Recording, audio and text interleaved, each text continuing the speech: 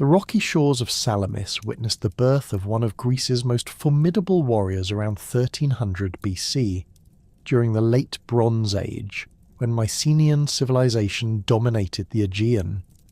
Ajax emerged into a world where heroic bloodlines carried both divine favour and mortal responsibility. Born to King Telamon of Salamis and Queen Periboea, daughter of Alcathaus of Megara, this union represented more than mere political alliance. It forged a link between two powerful dynasties that would shape the warrior's destiny from his first breath. Telamon himself commanded respect throughout the Greek world as one of the Argonauts who sailed with Jason in pursuit of the Golden Fleece. His reputation extended beyond seafaring adventures to include participation in Heracles' expedition against Troy, where he distinguished himself by being the first to breach the city's walls during an earlier assault. This military prowess established Salamis as a kingdom ruled by proven warriors rather than merely inherited nobility. When Telamon claimed Periboea as his bride, he secured not only a queen of noble bearing but also strengthened diplomatic ties with Megara, a crucial ally controlling vital trade routes between the Saronic Gulf and mainland Greece. Periboea brought her own distinguished heritage to the marriage. As daughter of Alcathaus, who had rebuilt Megara's walls after their destruction by the Cretans, she descended from a line of builders and defenders. Her father's architectural achievements complemented Telamon's martial reputation, creating a royal household that valued both construction and destruction, diplomacy and warfare. This balance would profoundly influence Ajax's education and worldview, teaching him that true leadership required understanding when to build alliances and when to tear down enemies.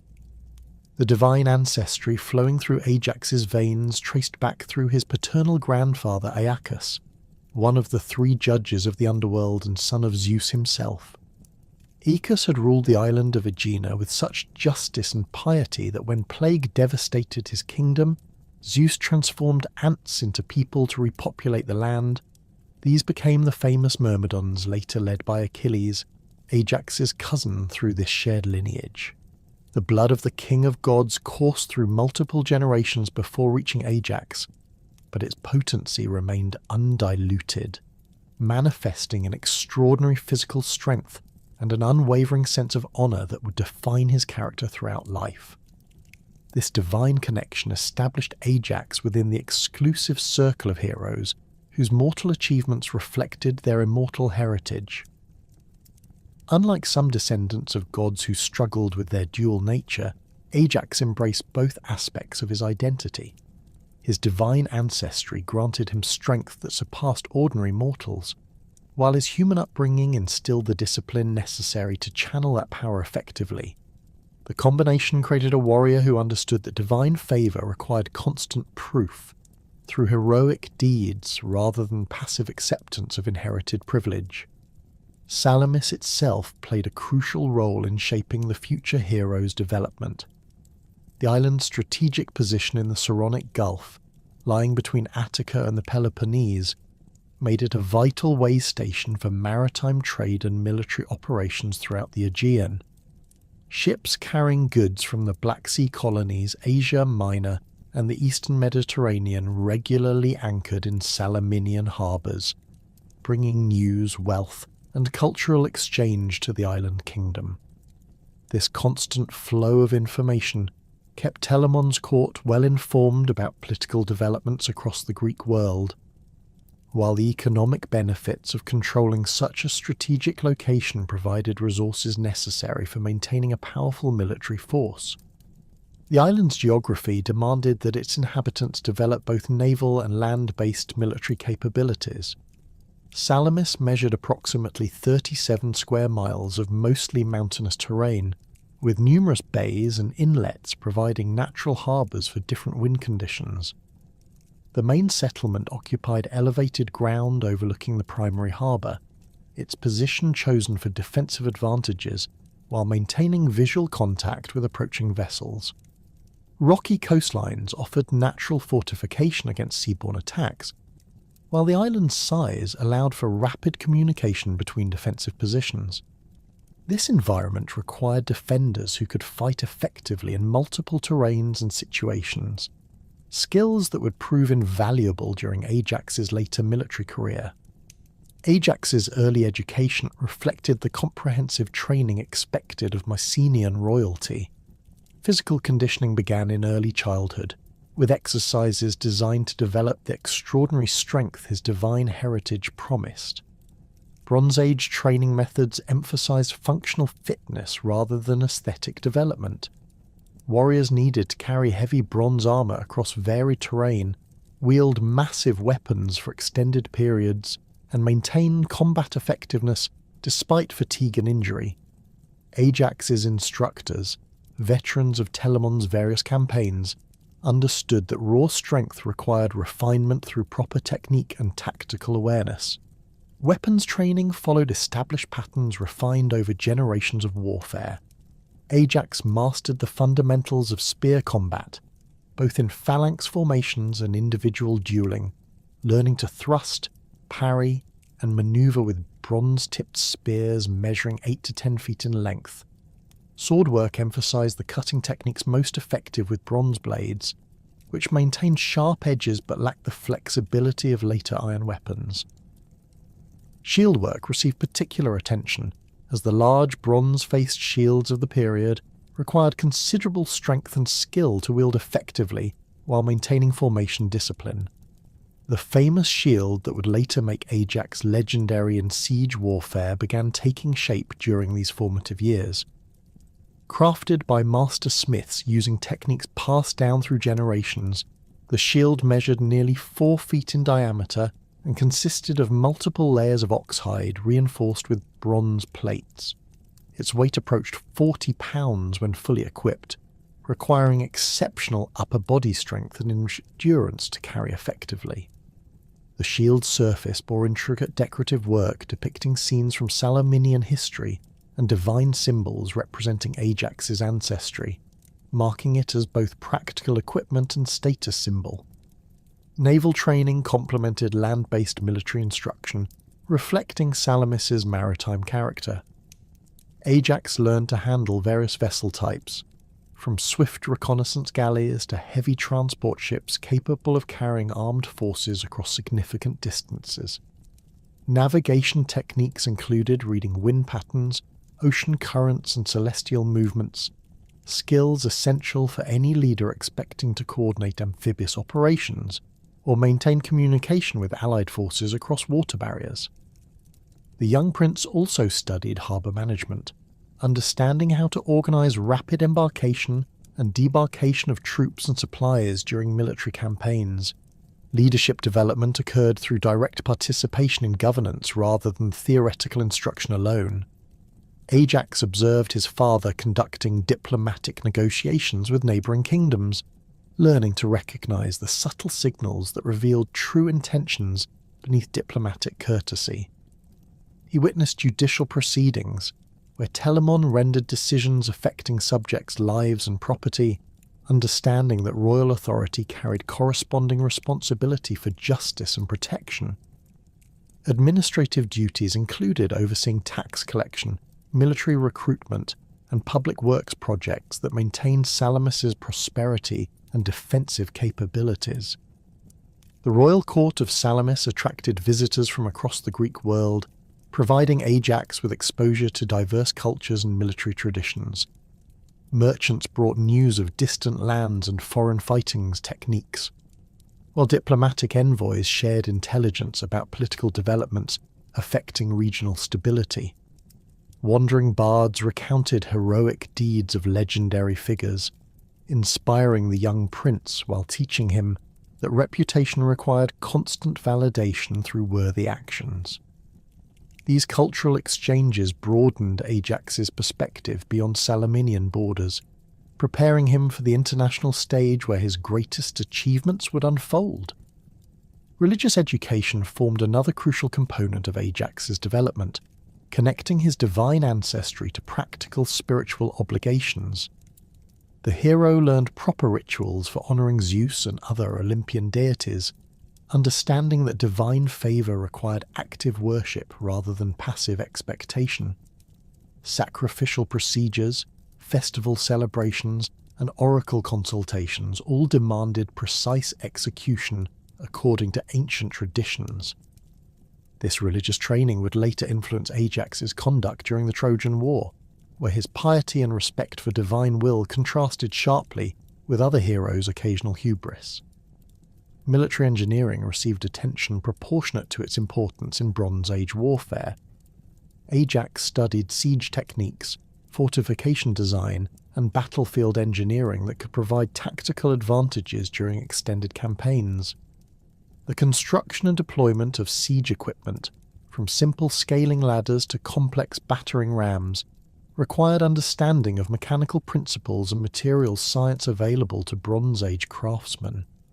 These skills would prove invaluable during the decade-long siege of Troy, where engineering capabilities often determined the success or failure of military operations.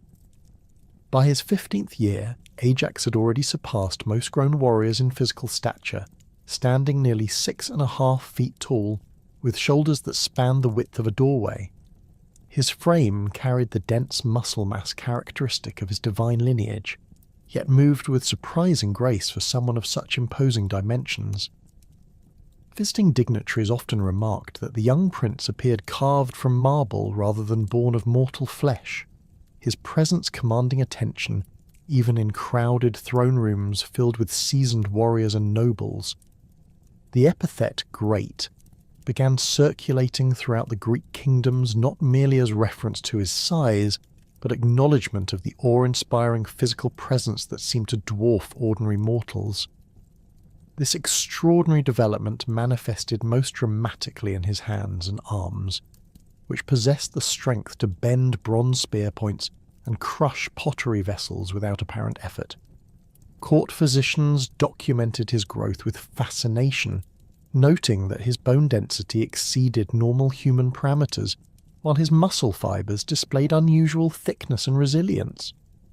Training sessions that would exhaust veteran soldiers barely winded the young giant, who could maintain peak physical performance for hours without showing signs of fatigue. His legs, proportioned to support his massive upper body, could propel him across rough terrain at speeds that left smaller warriors struggling to keep pace during extended marches. The transformation extended beyond mere physical dimensions to encompass coordination and reflexes that defied his size. Where most giants moved with ponderous deliberation, Ajax demonstrated the quick reactions of a much smaller fighter, able to shift his weight and change direction with startling rapidity.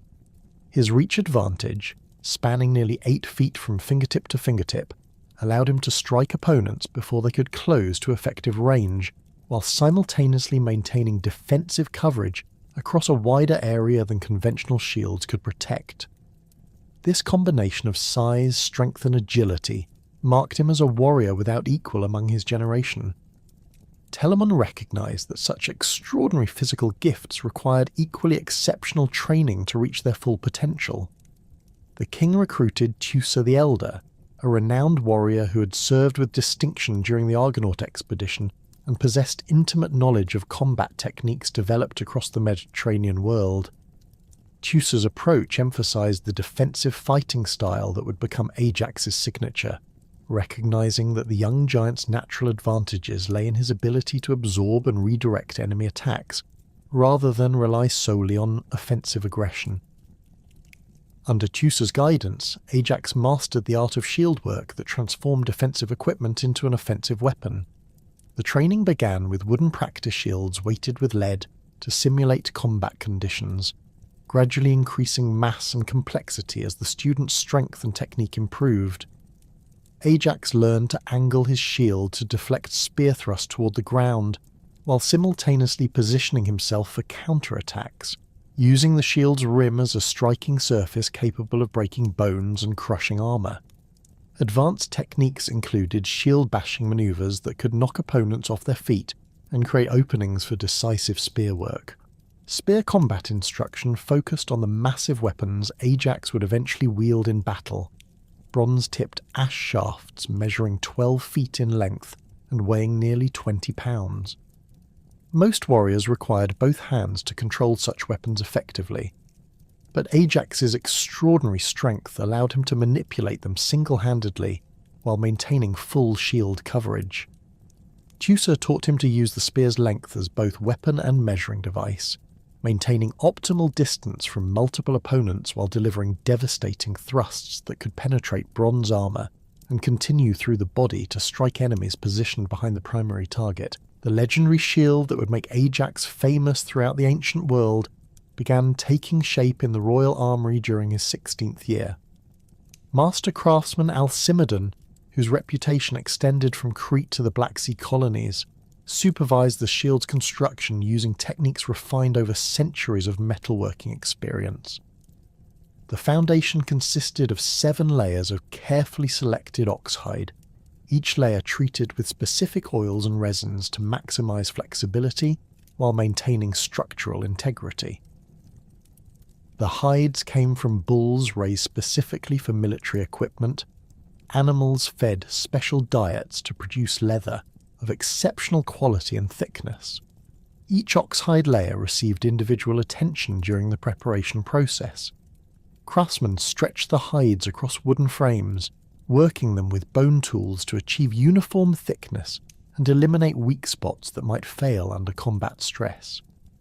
Natural oils extracted from olive trees and animal fat provided waterproofing, while maintaining the leather's flexibility in various weather conditions. The layers were then sewn together using bronze wire rather than conventional thread, creating joints that could withstand the tremendous forces generated during battle without separating or tearing. The bronze outer layer represented the pinnacle of metallurgical achievement in the Late Bronze Age. Alcimedon's team created an alloy combining copper with precise amounts of tin and trace metals to achieve optimal hardness and durability. The bronze sheet, hammered to uniform thickness across the entire surface, displayed intricate relief work depicting scenes from Ajax's family history and divine ancestry. Zeus appeared in the central boss, surrounded by images of Acus dispensing justice and Telamon breaching Troy's walls during his earlier expedition. The rim featured a running pattern of waves and dolphins, honouring Salamis's maritime heritage, while providing additional structural reinforcement.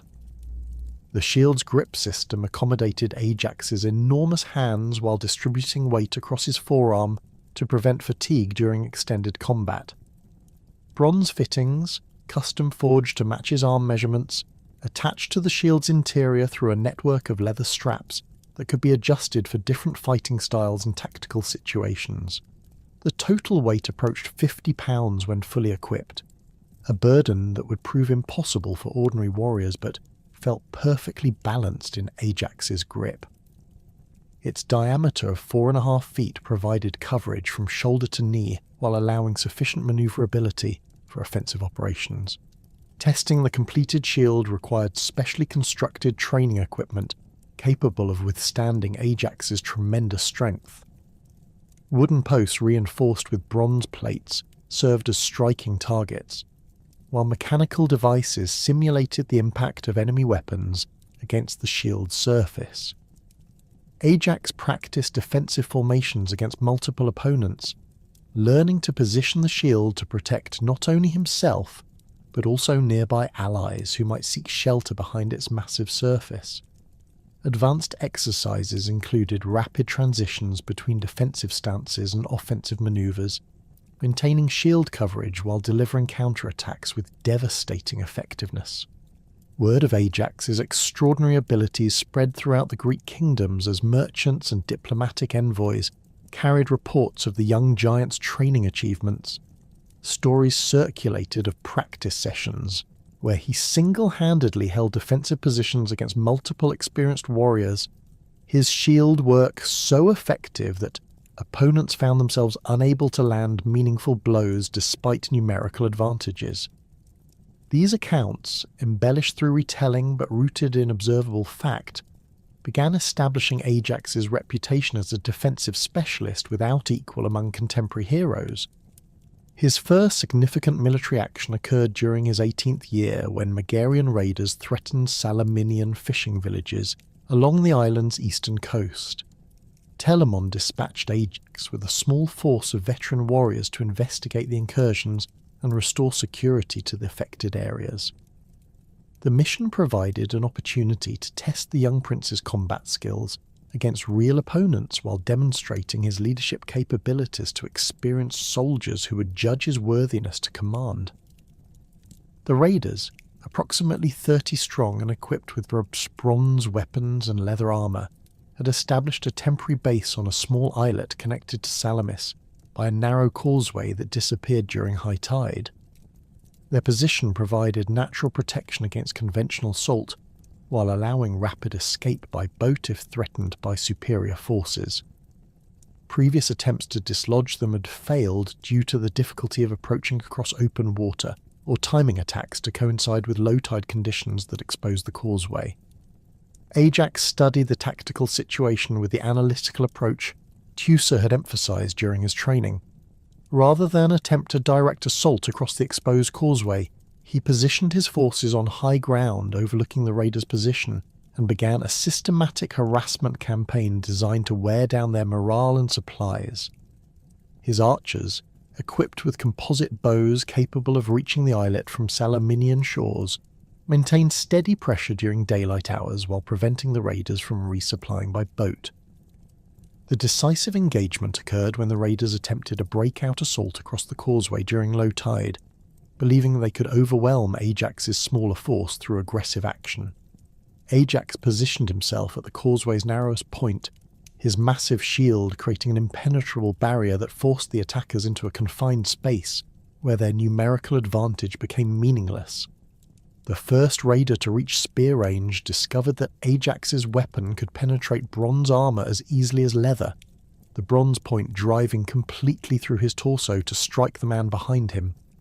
Subsequent attackers found themselves facing a defensive position that seemed impossible to breach. Ajax's shield work deflected spear thrusts and sword cuts, while his counterattacks eliminated opponents with mechanical precision. His reach advantage allowed him to strike enemies before they could close to effective range, while his strength enabled him to maintain defensive coverage despite the continuous assault. The causeway's narrow width prevented flanking maneuvers, forcing the raiders to attack directly into Ajax's strengths while negating their ability to coordinate complex tactical movements. The engagement lasted less than an hour, ending when the surviving raiders retreated to their boats and fled toward the open sea. Ajax's forces suffered no casualties while inflicting devastating losses on the attacking force, a tactical achievement that impressed the veteran warriors who witnessed the action. More significantly, the young prince had demonstrated the defensive fighting style that would later make him invaluable during siege warfare, proving that properly applied defensive techniques could achieve decisive victories against numerically superior opponents. News of the victory spread rapidly throughout the Greek kingdoms, carried by the same merchant networks that had previously circulated stories of Ajax's training achievements. The account gained credibility through eyewitness testimony from experienced warriors who had participated in the action, their professional assessment lending authority to claims about the young prince's extraordinary combat abilities. Royal courts from Mycenae to Pylos began discussing Ajax as a potential ally worthy of consideration for major military undertakings, his reputation extending far beyond Salamis's immediate sphere of influence. Additional opportunities to demonstrate his capabilities arose through participation in athletic competitions held at various Greek sanctuaries. These events, precursors to the later Olympic Games, attracted the finest warriors and athletes from across the Mediterranean world, providing venues where young nobles could establish reputations and forge alliances that would prove valuable during future conflicts. Ajax's performances in wrestling, spear throwing, and armed combat competitions consistently placed him among the top competitors, his victories adding to the growing legend that surrounded his name. The wrestling competitions proved particularly significant in establishing Ajax's reputation for invincibility in single combat. His combination of size, strength, and technical skill made him virtually unbeatable against conventional opponents, who found themselves unable to match his power or counter his defensive techniques. victories against established champions from major kingdoms demonstrated that his abilities transcended local reputation, marking him as a warrior capable of competing successfully at the highest levels of Greek martial culture. The marriage of Helen to Menelaus in Sparta had created ripple effects across the Greek world that would fundamentally alter the political landscape of the Late Bronze Age.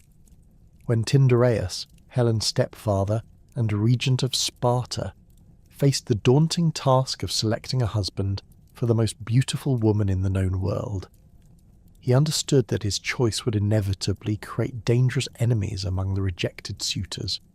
The solution he devised would bind the greatest heroes and kings of Greece into a mutual defense pact that prioritized collective security over individual ambition. The Oath of Tyndareus represented a masterpiece of diplomatic engineering that transformed potential conflict into organized alliance. Every suitor seeking Helen's hand swore a sacred oath to defend whichever man Tyndareus selected as her husband, binding themselves and their kingdoms to military action should anyone attempt to steal her away. The oath's language specifically addressed abduction scenarios, requiring all signatories to contribute military forces toward recovering Helen and punishing her abductors regardless of personal cost or political convenience. This arrangement effectively made Helen's safety the collective responsibility of Greek civilization's most powerful rulers. Ajax's participation in this oath ceremony occurred during his 20th year, when Telamon dispatched him to Sparta as Salamis's representative in the competition for Helen's hand.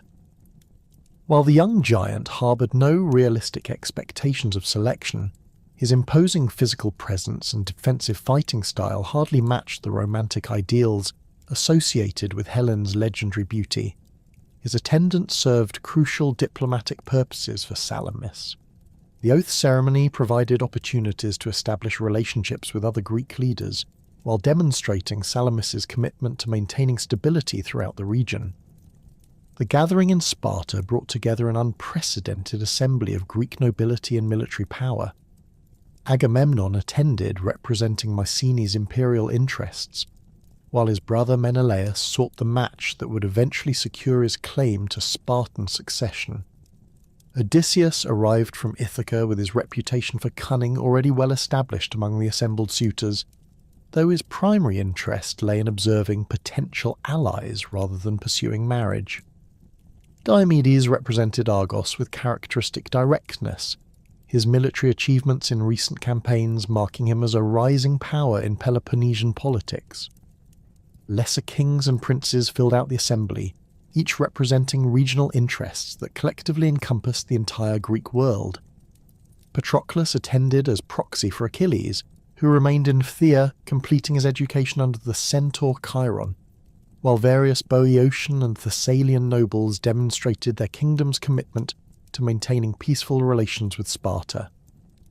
The economic implications of the gathering extended far beyond marriage negotiations, as trade agreements and military cooperation treaties emerged from informal discussions between representatives of different kingdoms. Ajax's oath-taking occurred in Sparta's main temple complex, where sacred rituals invested the proceedings with divine authority that made violation tantamount to blasphemy against the gods themselves. Each suitor approached the altar individually, placing his hands on sacred objects while reciting the prescribed formula that bound him to defend Helen's marriage, regardless of future circumstances. The ceremony's religious significance ensured that breaking the oath would result in divine punishment as well as earthly consequences, creating enforcement mechanisms that transcended conventional diplomatic arrangements. When Paris of Troy arrived in Sparta several years later and absconded with Helen during Menelaus's absence, the oath's activation mechanism triggered automatically. Menelaus immediately dispatched messengers throughout the Greek world, calling upon every oath-bound ruler to fulfill their sacred obligations by contributing forces to a punitive expedition against Troy. The messages reached Salamis during the autumn harvest season, when Ajax was overseeing the collection of tribute from outlying settlements and supervising preparations for winter storage of grain and other essential supplies. Telamon's response to the mobilization call reflected both personal honour and strategic calculation. The oath's requirements left no room for negotiation or delay. Salamis must contribute military forces proportionate to its size and capabilities or face isolation from the broader Greek community. However, the scale of contribution remained within individual kingdoms' discretion, allowing rulers to balance oath obligations against domestic security requirements. Telamon's decision to commit 12 ships represented a substantial portion of Salamis's naval capacity, while maintaining sufficient forces for island defence. The 12 ships allocated to the Trojan expedition represented the cream of Salamis's naval capabilities, vessels specifically designed for long-range military operations rather than coastal patrol or merchant service. Each ship measured approximately 120 feet in length, with reinforced construction capable of withstanding combat stress and extended voyaging in rough seas. The vessels carried crews of 50 men each, combining rowers, marines, and specialized personnel necessary for amphibious assault operations. Bronze-reinforced rams fitted to their prows could punch through enemy hull planking, while elevated fighting platforms allowed archers and spear throwers to engage opponents from advantageous positions. Crew selection for the expedition required careful balance between military effectiveness and domestic stability. Ajax personally interviewed candidates for key positions, evaluating their combat experience, seamanship skills, and psychological suitability for extended campaigning far from home. Veterans of previous military actions received priority consideration, their proven abilities under stress marking them as reliable components of the expeditionary force. Younger warriors seeking to establish reputations provided enthusiasm and physical capability, while experienced sailors ensured proper navigation and ship handling during the voyage to Troy. The composition of Ajax's contingent reflected Salamis's demographic and military structure. Professional warriors formed the core of each ship's complement, men who had dedicated their lives to military service and possessed the specialized skills necessary for siege warfare. Citizen soldiers drawn from the island's farming and merchant populations provided additional manpower while maintaining connections to civilian society that would prove valuable during extended absence from home. Skilled craftsmen, including carpenters, metalworkers, and leatherworkers, accompanied the force to maintain equipment and construct siege engines as tactical situations required. Provisioning 12 ships for an expedition of uncertain duration presented logistical challenges that tested Salamis's administrative capabilities. Each vessel required stocks of preserved food sufficient for several months at sea, including dried fish, salted meat, hardtack bread, and amphora-stored wine and olive oil. Bronze weapons and armour for 600 men demanded substantial metalworking resources, while replacement parts and raw materials for field repairs added further complexity to supply calculations. Medical supplies, religious implements, and personal equipment for the expedition's members created additional requirements that strained the island's production capacity. The pre-war councils that preceded the expedition's departure provided Ajax with his first exposure to high-level strategic planning involving multiple Greek kingdoms. These gatherings, held initially in Sparta and later in Aulis where the fleet assembled, brought together the most experienced military commanders in the Greek world to coordinate operational plans and establish command structures for the upcoming campaign. Ajax's participation in these discussions marked his emergence as a significant figure in interkingdom politics, his contributions valued for their practical military insight rather than diplomatic sophistication. Agamemnon's assumption of supreme command over the coalition forces generated considerable debate among the assembled leaders. His claim rested on Mycenae's traditional hegemony over Greek military affairs and his personal relationship to the wronged Menelaus, but several other kingdoms possessed comparable military resources and equally valid leadership credentials. Ajax's position during these discussions remained carefully neutral, supporting the principle of unified command while avoiding entanglement in the political maneuvering that surrounded the selection process. This diplomatic restraint earned respect from various factions while preserving Salamis's flexibility in future negotiations. The strategic discussions revealed fundamental disagreements about the expedition's objectives and methods. Some leaders advocated for rapid assault tactics designed to capture Troy through immediate, overwhelming force, arguing that prolonged siege operations would strain Greek resources and provide opportunities for enemy allies to intervene. Others, including Ajax, favoured systematic approach that would isolate Troy from external support before attempting final assault, recognising that the city's fortifications required careful preparation to overcome successfully. These debates established the intellectual framework for decisions that would shape the war's conduct over the following decade. Ajax's contributions to the strategic planning process drew upon his defensive expertise and understanding of siege warfare principles. His analysis of Troy's fortifications, based on intelligence reports and his father's first-hand experience during the earlier expedition, emphasized the city's natural advantages and the challenges facing any attacking force. The walls, constructed of massive stone blocks and reinforced with bronze fittings, could withstand conventional assault techniques, while the city's elevated position provided defenders with clear fields of fire against approaching enemies. These factors suggested that success would require patient investment rather than heroic but futile direct attacks. The relationship dynamics that emerged during the pre-war councils would profoundly influence the expedition's internal politics throughout the subsequent campaign. Ajax established working relationships with several key commanders, including Diomedes of Argos and Idomeneus of Crete, whose military experience and strategic thinking aligned with his own practical approach to warfare. These alliances, based on mutual professional respect rather than political calculation, would provide crucial support during the difficult decisions that lay ahead in the siege of Troy. His interactions with Achilles, when the young hero finally joined the expedition, revealed both the potential for cooperation and the seeds of future conflict. Achilles' offensive fighting style and pursuit of individual glory contrasted sharply with Ajax's defensive approach and emphasis on collective success, yet their complementary abilities suggested they could form an effective partnership if properly coordinated. The two heroes shared divine ancestry and comparable physical capabilities, making them natural rivals for recognition as the expedition's premier warrior. But their different tactical specializations offered opportunities for mutual support rather than direct competition. The journey from Aulis to Troy tested the coalition's organizational capabilities and revealed logistical problems that would plague the expedition throughout its duration.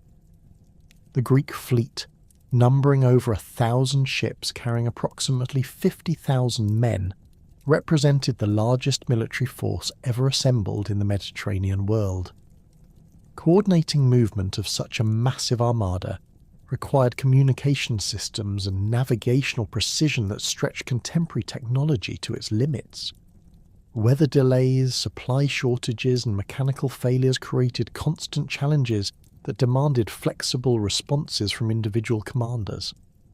Ajax's ships maintained their assigned positions within the fleet's formation throughout the voyage, demonstrating the seamanship skills and disciplinary standards that marked Salamis's naval forces as particularly reliable components of the coalition. His crew's performance during storms and equipment failures earned recognition from other commanders, while their ability to maintain formation integrity during complex maneuvering operations contributed to the overall expedition's success in reaching Troy intact. These achievements established Ajax's reputation as a competent naval commander in addition to his recognized abilities as a land-based warrior. The fleet's arrival at Troy marked the beginning of a conflict that would test every aspect of Greek military capability and political cohesion.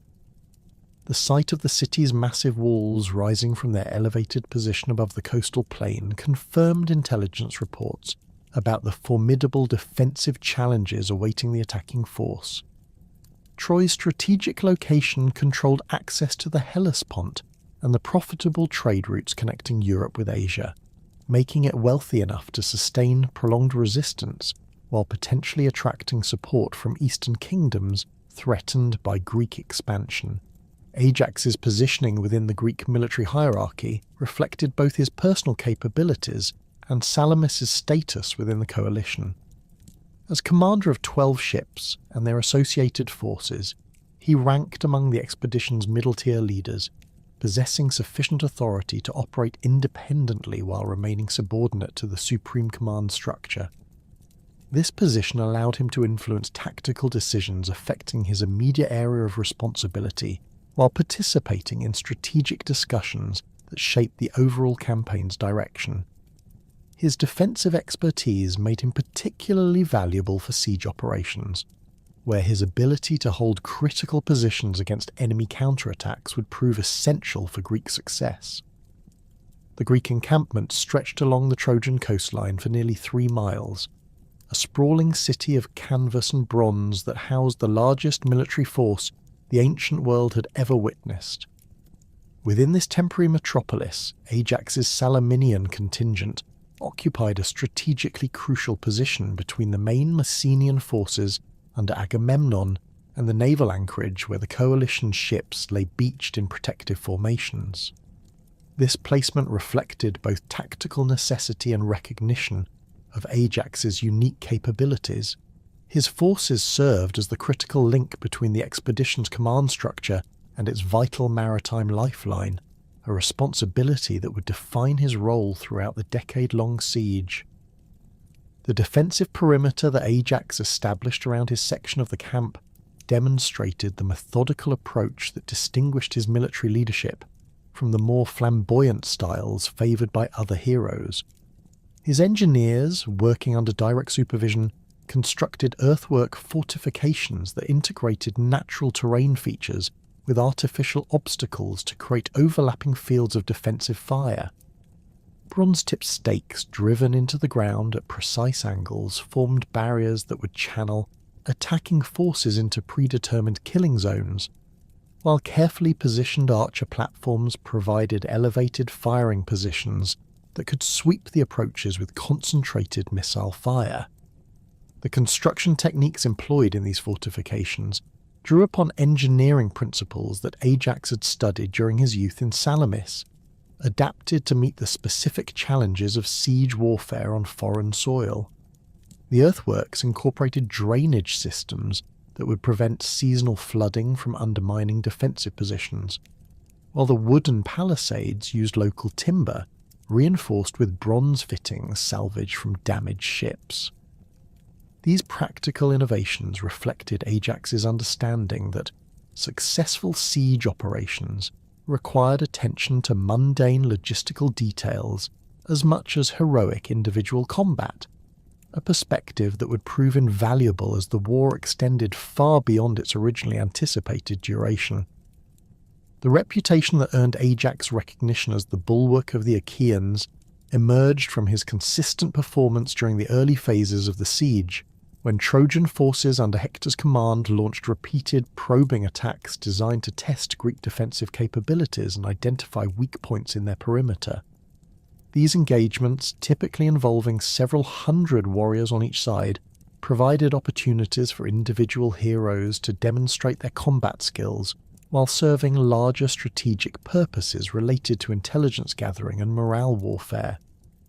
Ajax's response to these challenges established patterns of defensive excellence that would characterize his entire military career. During the first major Trojan assault on the Greek positions, Ajax positioned himself at the most vulnerable point in the defensive line, where the terrain offered attackers the best approach routes toward the beached ships. His massive shield held steady despite the continuous impact of bronze-tipped spears and arrows, provided cover for archers and spear throwers who maintained devastating fire against the approaching enemy forces. The sight of the giant warrior standing immovable behind his legendary shield became a rallying point for Greek defenders throughout the perimeter, his presence communicating confidence and determination that spread through the ranks like wildfire. The tactical innovations that Ajax introduced to siege warfare reflected his analytical approach to military problems and his willingness to adapt traditional fighting techniques to meet new challenges. His shield work, refined through years of training in Salamis, proved particularly effective in the confined spaces and complex terrain that characterized siege operations. Rather than simply blocking enemy attacks, Ajax learned to use his shield as an offensive weapon, its bronze rim capable of delivering crushing blows that could shatter bones and bronze armor alike. The shield's massive size allowed him to protect multiple allies simultaneously, creating mobile defensive positions that could advance or retreat according to tactical requirements. The spear techniques that complemented Ajax's shield work demonstrated his mastery of Bronze Age weapons technology and his understanding of the mechanical principles that governed effective combat. His primary weapon, a bronze-tipped ash spear measuring 14 feet in length, required extraordinary strength and coordination to wield effectively in single combat while maintaining full shield coverage. Ajax developed techniques for rapid transitions between defensive and offensive postures, using the spear's reach advantage to strike enemies before they could close to effective range, while simultaneously maintaining protective coverage for nearby allies. Advanced spear work included techniques for engaging multiple opponents simultaneously, using the weapon's length and weight to control the spacing and timing of enemy attacks. Ajax could sweep his spear in wide arcs that forced enemies to maintain distance, while creating opportunities for allies to advance or withdraw according to tactical circumstances. The bronze spear point, forged specifically for Ajax's use and weighing nearly 3 pounds, could penetrate bronze armor and continue through the target to strike additional enemies positioned behind the primary victim. These capabilities made Ajax particularly valuable during defensive operations where enemy forces attempted to concentrate overwhelming numbers against specific points in the Greek perimeter. The leadership of the Salaminian contingent required Ajax to coordinate the activities of 600 men drawn from diverse backgrounds and possessing varying levels of military experience. His approach emphasized clear communication and standardized procedures that would function effectively under the stress and confusion of combat operations. Training exercises conducted within the Greek camp focused on formation discipline and coordinated movement, ensuring that individual warriors could function as components of larger tactical units, rather than simply collections of individual fighters pursuing personal glory. The integration of Ajax's forces with allied contingents from other Greek kingdoms demanded diplomatic skills that complemented his military capabilities. His relationships with commanders like Diomedes of Argos and Idomeneus of Crete developed through shared experiences during combat operations and mutual recognition of professional competence rather than political maneuvering or personal friendship.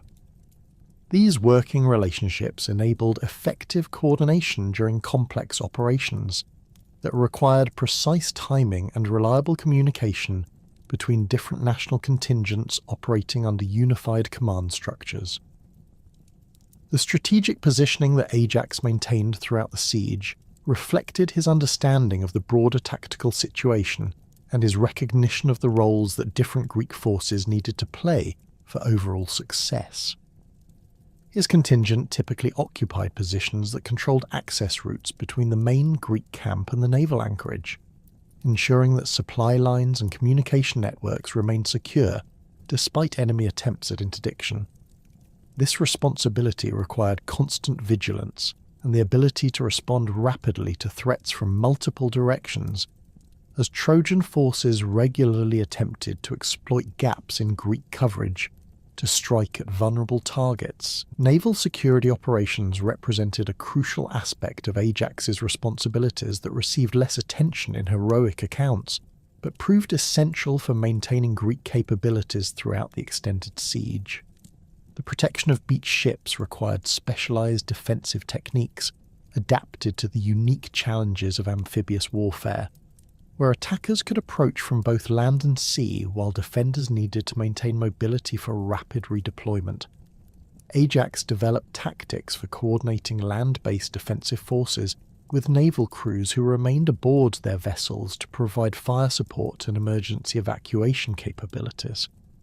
The defensive formations that Ajax employed during major battles demonstrated his mastery of Bronze Age military tactics and his ability to adapt traditional techniques to meet specific operational requirements.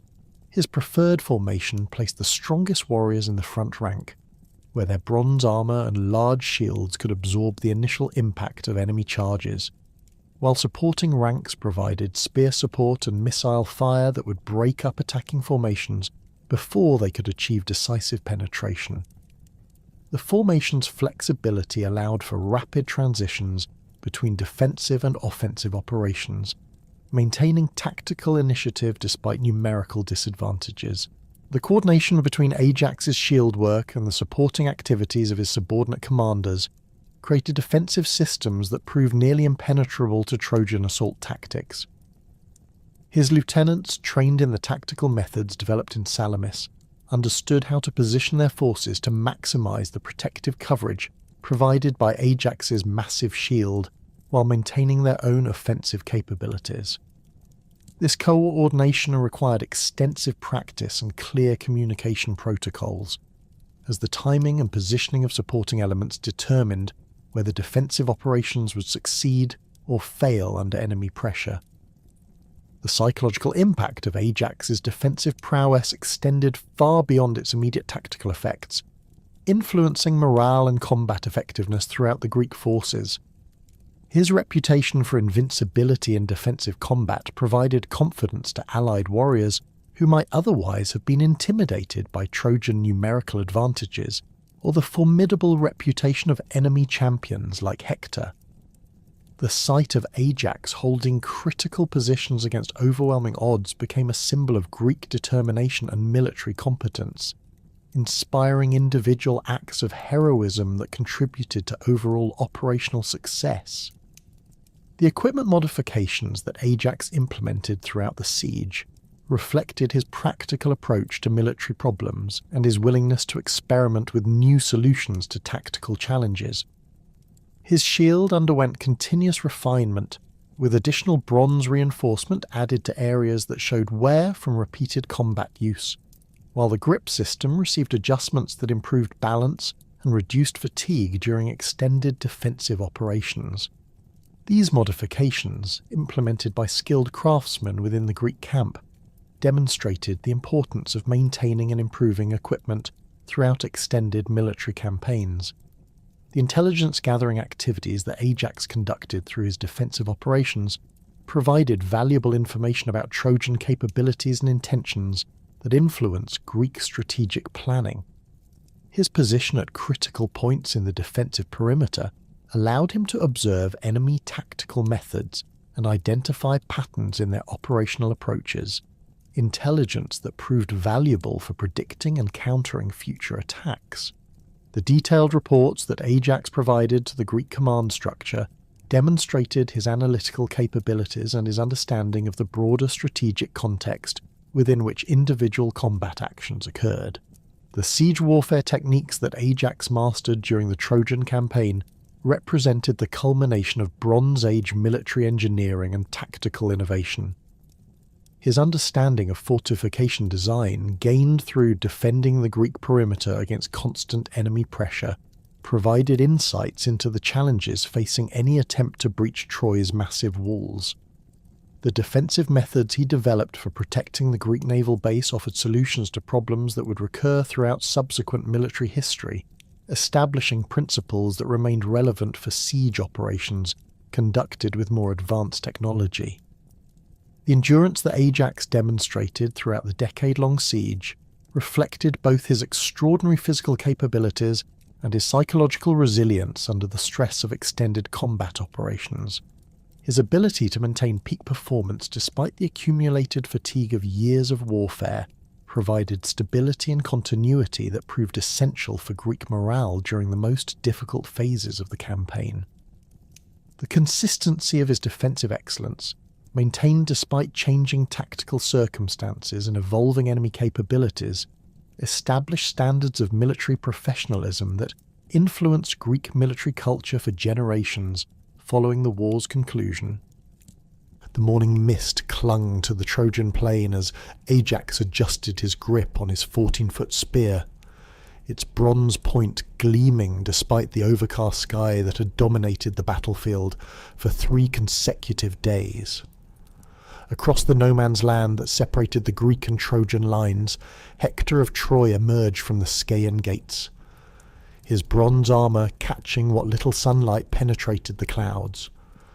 The Trojan prince's reputation as the finest warrior in Asia Minor had grown throughout the siege's 4th year, his defensive prowess protecting Troy's walls, while his offensive capabilities had claimed dozens of Greek heroes in single combat. The challenge he issued that dawn would test both warriors' skills in a duel that would be remembered for millennia.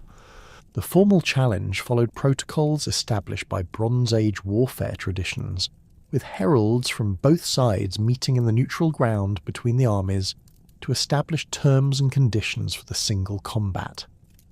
Hector's herald, a grizzled veteran named Tyndareus who had served the Trojan royal family for 3 decades, proclaimed his master's willingness to face any Greek champion in combat that would determine the day's fighting.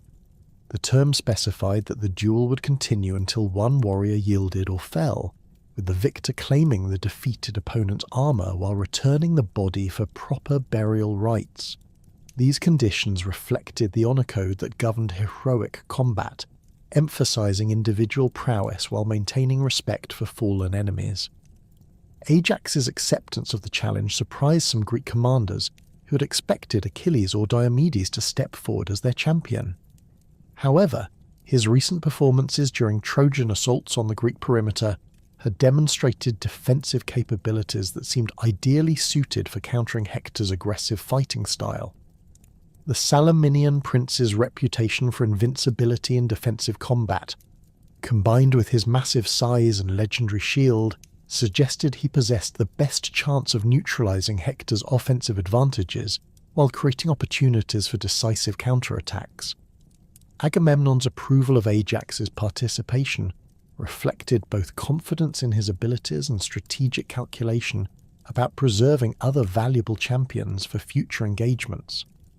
The preparation rituals that preceded the combat involved religious ceremonies designed to secure divine favour and demonstrate proper respect for the gods who governed warfare.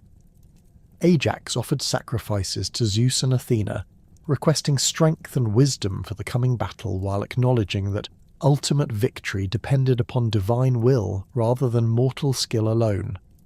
His prayers emphasized protection for his men and success for the Greek cause rather than personal glory, reflecting the religious training he had received in Salamis and his understanding that individual achievements served larger purposes.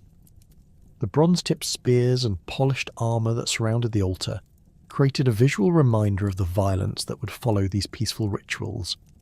Hector's own preparations included offerings to Apollo and Ares, the gods most closely associated with Trojan military success and his personal fighting abilities. The Trojan prince's reputation for piety matched his martial skills, his careful observance of religious protocols earning divine favour that complemented his natural talents and extensive training.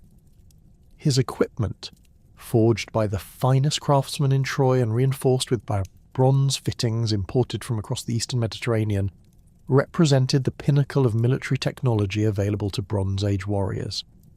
The contrast between his relatively conventional gear and Ajax's massive shield highlighted the different tactical approaches the two champions would employ. The combat area, marked by spear lengths driven into the ground at measured intervals, provided sufficient space for the warriors to demonstrate their full range of fighting techniques while ensuring that spectators could observe the action clearly. The flat ground offered no tactical advantages to either combatant, eliminating terrain factors that might influence the outcome and focusing attention on pure fighting skill and physical capability.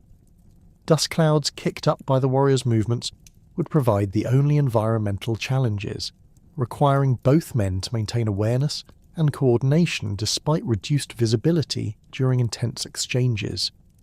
Ajax entered the combat area carrying his legendary 7-layered shield, its bronze surface reflecting the morning light in patterns that seemed to shift and dance as he moved.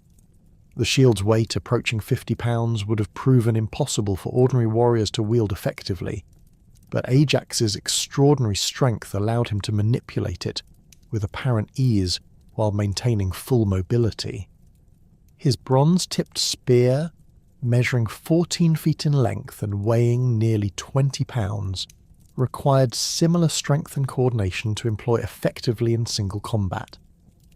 The combination of massive defensive equipment and oversized offensive weapons created a fighting system that maximized his natural advantages while compensating for any potential weaknesses.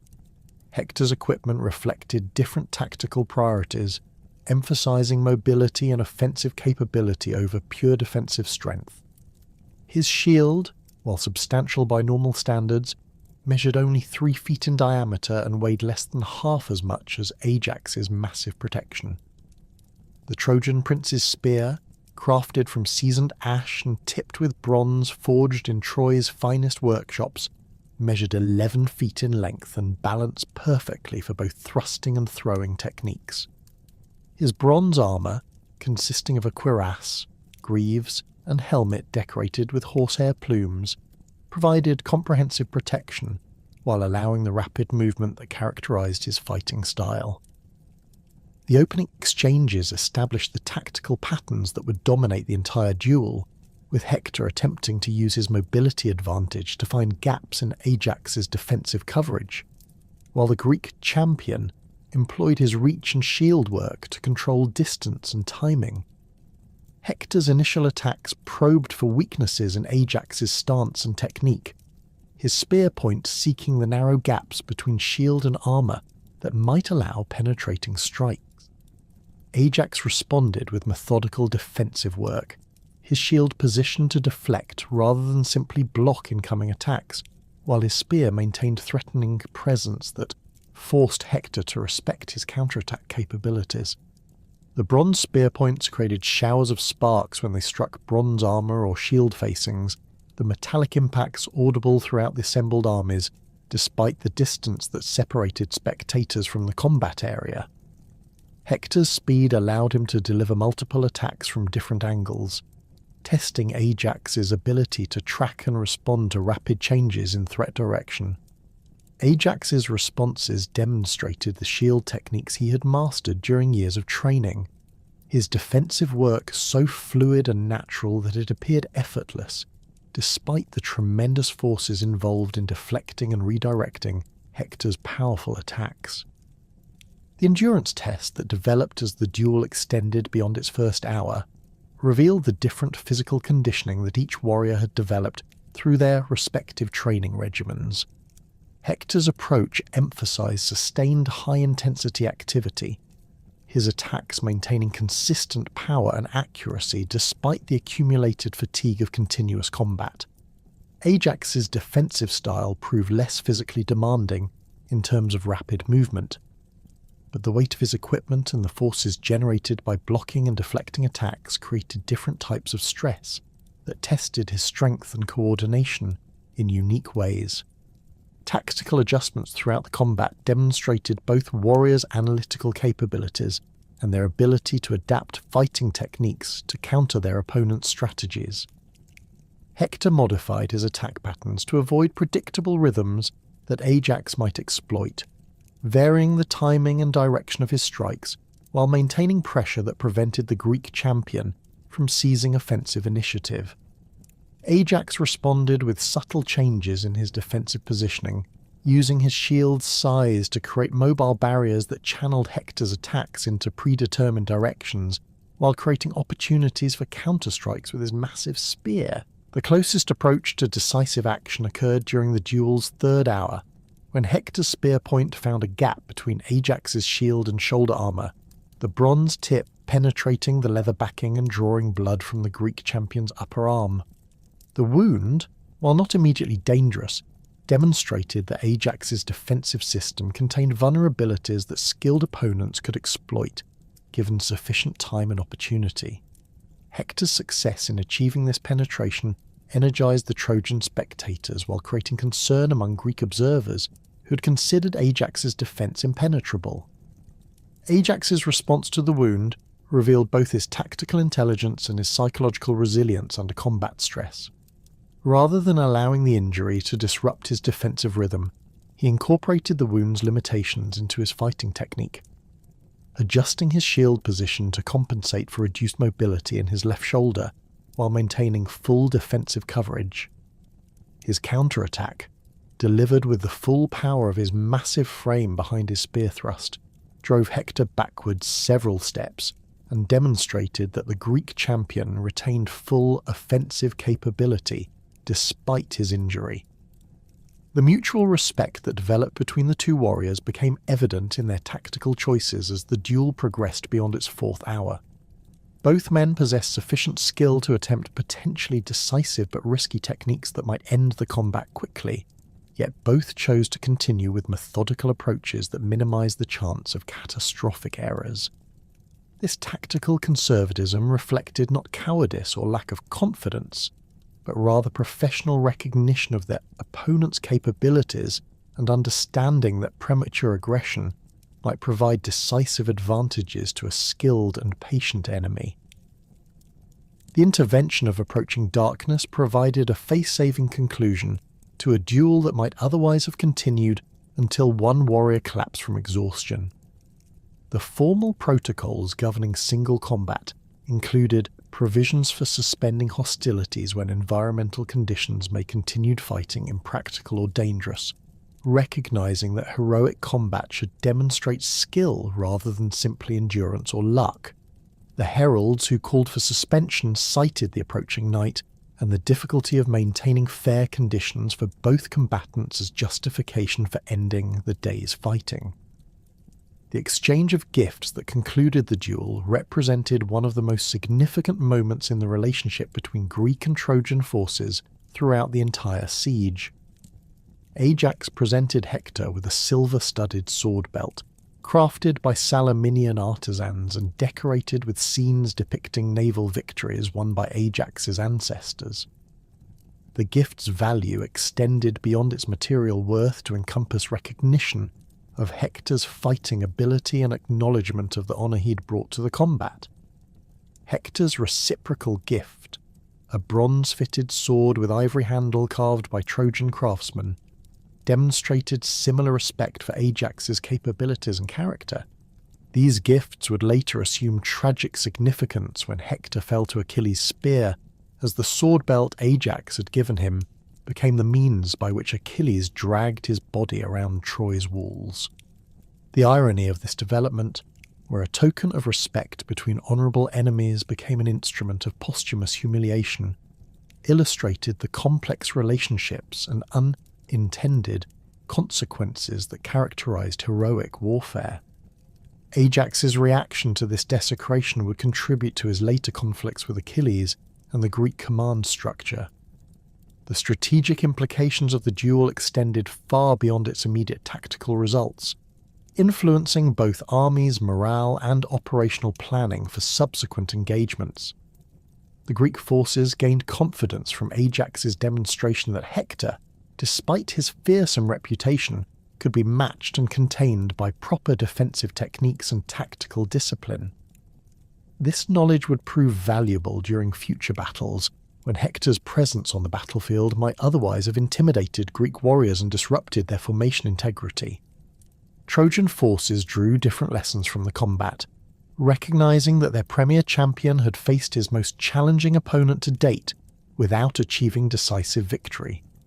Hector's inability to overcome Ajax's defensive techniques despite hours of sustained effort suggested that Greek military capabilities exceeded Trojan intelligence estimates, and that future operations would require different tactical approaches to achieve success.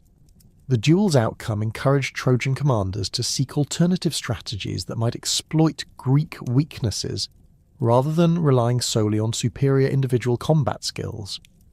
The relationship between Ajax and Hector that emerged from their duel influenced subsequent interactions between the two armies, creating a foundation of mutual respect that occasionally transcended the broader conflict's political objectives. Both warriors demonstrated in future engagements that their personal honour and professional competence remained separate from their political loyalties, allowing them to maintain cordial relationships despite their opposing allegiances. This professional courtesy would become increasingly rare as the siege extended and the accumulated losses created deeper animosity between Greek and Trojan forces. Ajax's performance against other Trojan champions throughout the siege demonstrated the versatility of his defensive fighting system and his ability to adapt his techniques to counter different tactical approaches. His combat against Glaucus of Lycia, an allied commander whose reputation for ferocity had intimidated several Greek heroes, showcased Ajax's ability to neutralize aggressive offensive styles through patient defensive work and precise counterattacking. The engagement lasted less than an hour, ending when Ajax's spear thrust penetrated Glaucus's bronze cuirass and inflicted wounds that forced the Lycian champion to withdraw from combat. The duel with Sarpedon, son of Zeus and commander of the Lycian contingent fighting alongside Troy, presented different challenges that tested Ajax's ability to counter divine heritage. With tactical skill and superior equipment, Sarpedon's strength, inherited from his divine father, approached Ajax's own extraordinary capabilities, while his fighting experience in campaigns across Asia Minor had refined his technique to levels that matched the finest warriors of his generation. The combat demonstrated Ajax's analytical approach to tactical problems, his careful study of Sarpedon's fighting patterns allowing him to identify and exploit subtle weaknesses in the Lycian prince's defensive work. The engagement with Aeneas, son of Aphrodite and second only to Hector among Troy's defenders, illustrated Ajax's ability to maintain tactical discipline despite facing opponents whose divine protection might deflect or absorb attacks that would prove decisive against mortal enemies. Aeneas's speed and agility, enhanced by his divine heritage, allowed him to avoid many of Ajax's counterattacks while delivering rapid strikes that tested the Greek champion's defensive reflexes. Ajax's response emphasized the systematic approach that characterized his fighting style, using his shield work to channel Aeneas's attacks into predictable patterns while creating opportunities for devastating counterstrikes with his massive spear. The arrow struck with the precision that only divine guidance could provide, finding the single vulnerable point in Achilles' otherwise impenetrable form. Paris of Troy, positioned atop the city's eastern tower with his bow drawn, had aimed for the heel that remained the son of Thetis's sole mortal weakness. The shaft, guided by Apollo's invisible hand, pierced through the bronze-reinforced leather that protected Achilles' ankle, severing the crucial tendon that connected his legendary speed to his divine strength. The greatest warrior of the Greek expedition collapsed in the dust before Troy's gates, his invincibility finally breached by the combination of Trojan cunning and divine intervention. Ajax witnessed the moment from his position near the Scaean gates, where he had been coordinating a flanking maneuver designed to support Achilles' assault on the Trojan defences. The sight of his kinsman falling sent shockwaves through the Greek formation, as warriors who had considered Achilles immortal suddenly faced the reality that even the mightiest heroes remained vulnerable to fate's design. The Trojan forces, emboldened by their champion's success, immediately launched a counterattack aimed at claiming Achilles' body and stripping it of the divine armour that had made him nearly invincible throughout the siege's duration. The battle for Achilles' corpse erupted with an intensity that surpassed even the fiercest engagements of the previous 9 years. Hector, recognizing the strategic and symbolic importance of capturing the fallen Greek champion, personally led the Trojan charge across the bloodied ground where Achilles lay motionless. His bronze-tipped spear swept aside the first Greek defenders who attempted to form a protective circle around their fallen hero, while his shield work deflected the desperate counterattacks launched by warriors seeking to prevent the ultimate humiliation of their greatest champion's desecration. Ajax's response demonstrated the tactical brilliance that had made him indispensable throughout the siege's most critical moments. Rather than charging directly into the melee surrounding Achilles' body, he positioned his massive shield to create a defensive anchor point that could serve as a rallying position for scattered Greek forces. His 14-foot spear, wielded with the precision developed through years of combat experience, created a protective zone that prevented Trojan warriors from approaching close enough to strip Achilles' armour or mutilate his corpse according to the brutal customs that governed Bronze Age warfare. The coordination between Ajax and the arriving Greek reinforcements revealed the leadership capabilities that distinguished him from other heroes whose individual prowess exceeded their tactical understanding. His positioning allowed Menelaus and other commanders to establish defensive formations that could hold against Trojan pressure while organising the systematic recovery of Achilles' body. The massive shield that had protected countless Greek warriors throughout the siege now served as mobile fortification, its bronze surface absorbing spear thrusts and arrow impacts that would have shattered conventional defensive equipment. Odysseus arrived at the critical moment when Trojan pressure threatened to overwhelm the Greek defensive perimeter, despite Ajax's heroic efforts. The Ithacan king's tactical acumen complemented Ajax's defensive prowess, his quick assessment of the battlefield situation leading to coordinated maneuvers that maximised their combined effectiveness. While Ajax maintained the defensive anchor that prevented Trojan forces from reaching Achilles' body, Odysseus organised flanking movements that threatened the enemy's extended positions and forced them to divide their attention between offensive and defensive priorities. The partnership between Ajax and Odysseus during this desperate engagement foreshadowed both their future cooperation and the tragic competition that would ultimately destroy their friendship. Their complementary skills created tactical combinations that proved devastatingly effective against Trojan forces, with Ajax's defensive strength providing the stability necessary for Odysseus's more complex maneuvers to succeed. The Ithacan's ability to coordinate multiple moving parts, while Ajax held critical positions, demonstrated how different types of excellence could combine to achieve results impossible for either warrior operating independently. The physical demands of protecting Achilles' body tested even Ajax's extraordinary endurance as the battle extended through the afternoon hours. His bronze armour, heated by continuous combat and the Mediterranean sun, created additional stress that combined with the accumulated fatigue of wielding his massive equipment against continuous enemy pressure. The weight of his shield, normally manageable through proper technique and conditioning, became increasingly burdensome as the hours passed, without respite from Trojan attacks that seemed to intensify rather than diminish despite mounting casualties.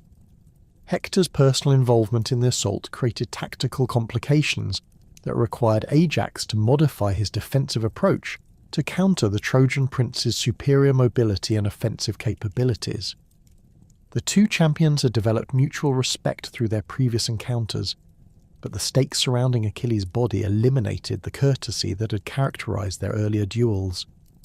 Hector's spearwork, refined through years of defending Troy against Greek assault, probed constantly for weaknesses in Ajax's defensive coverage, while his shield deflected counterattacks that might have proven decisive against less skilled opponents.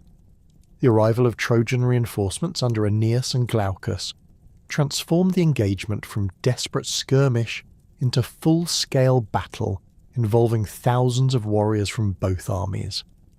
The open ground around Achilles' fallen form became a killing field where Bronze Age weapons technology reached its maximum effectiveness, with spear points finding gaps in armour, while bronze swords carved through leather and flesh with mechanical precision.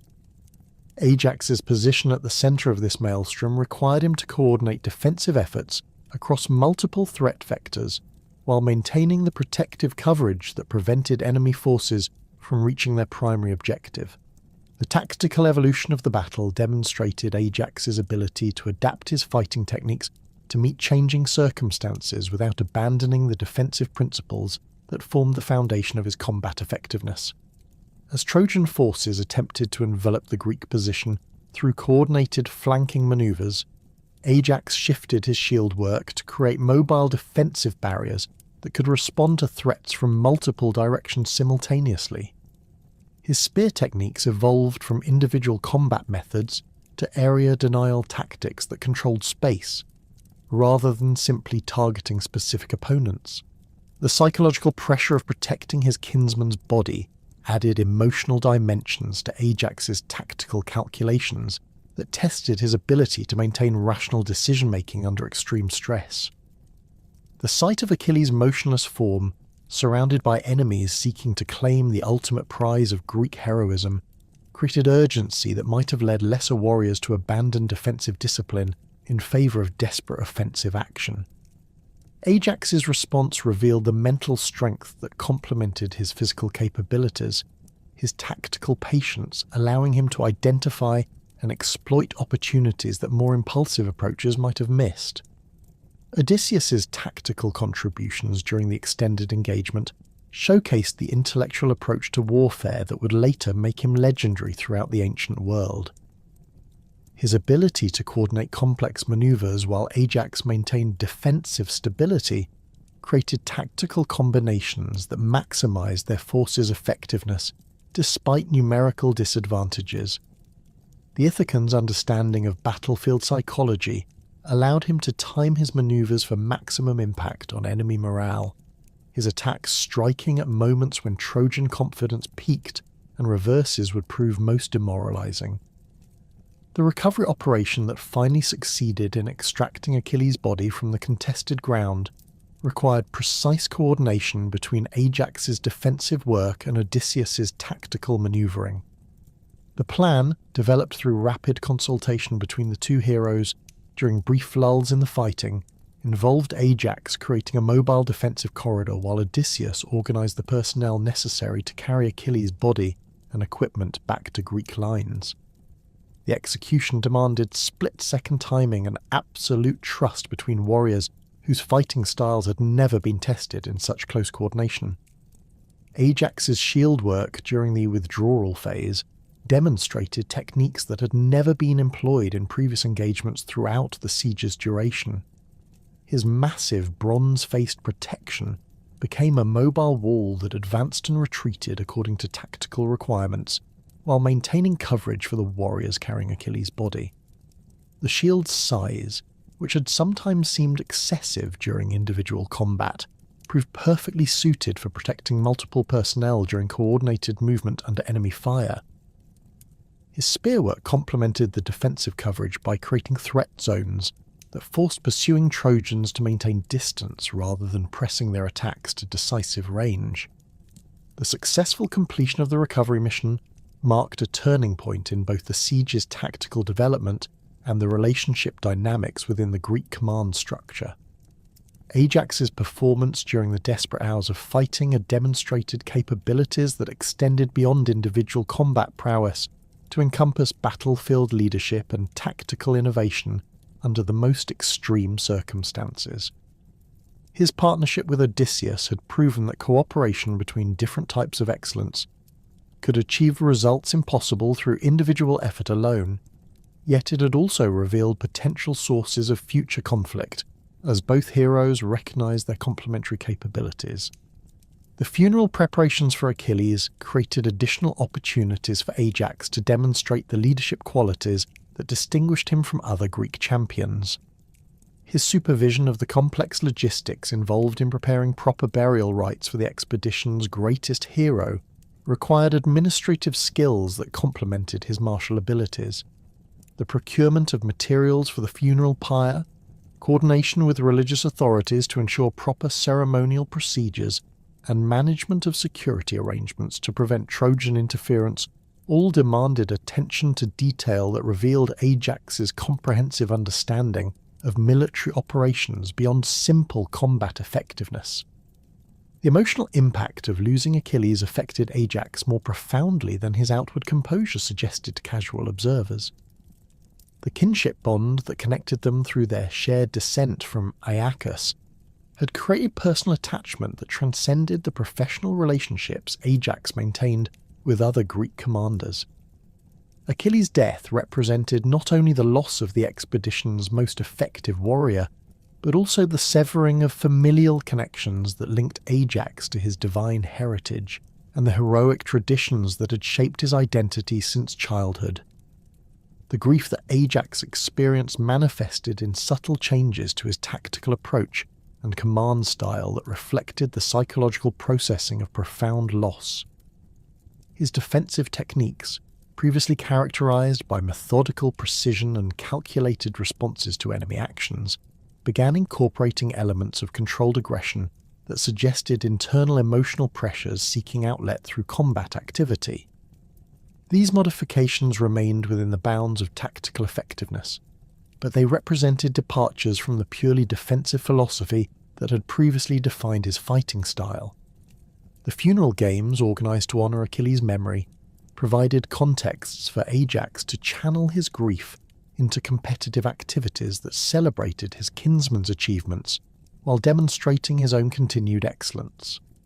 His participation in wrestling competitions, chariot racing, and armed combat events showcased abilities that had been overshadowed by his defensive specialization during the siege's active phases. The victories he achieved in multiple events reflected not only his physical capabilities, but also his psychological resilience in transforming personal loss into public demonstration of heroic excellence. The debate over Achilles' divine armour began almost immediately after the funeral rites concluded, as Greek commanders recognized that the weapons and protective equipment forged by Hephaestus represented military assets too valuable to remain unused. The armour's divine origins and proven effectiveness in combat made it the most coveted prize available to any warrior in the Greek expedition, while its symbolic significance as the equipment of the expedition's greatest hero added political dimensions to what might otherwise have been purely practical considerations about military effectiveness.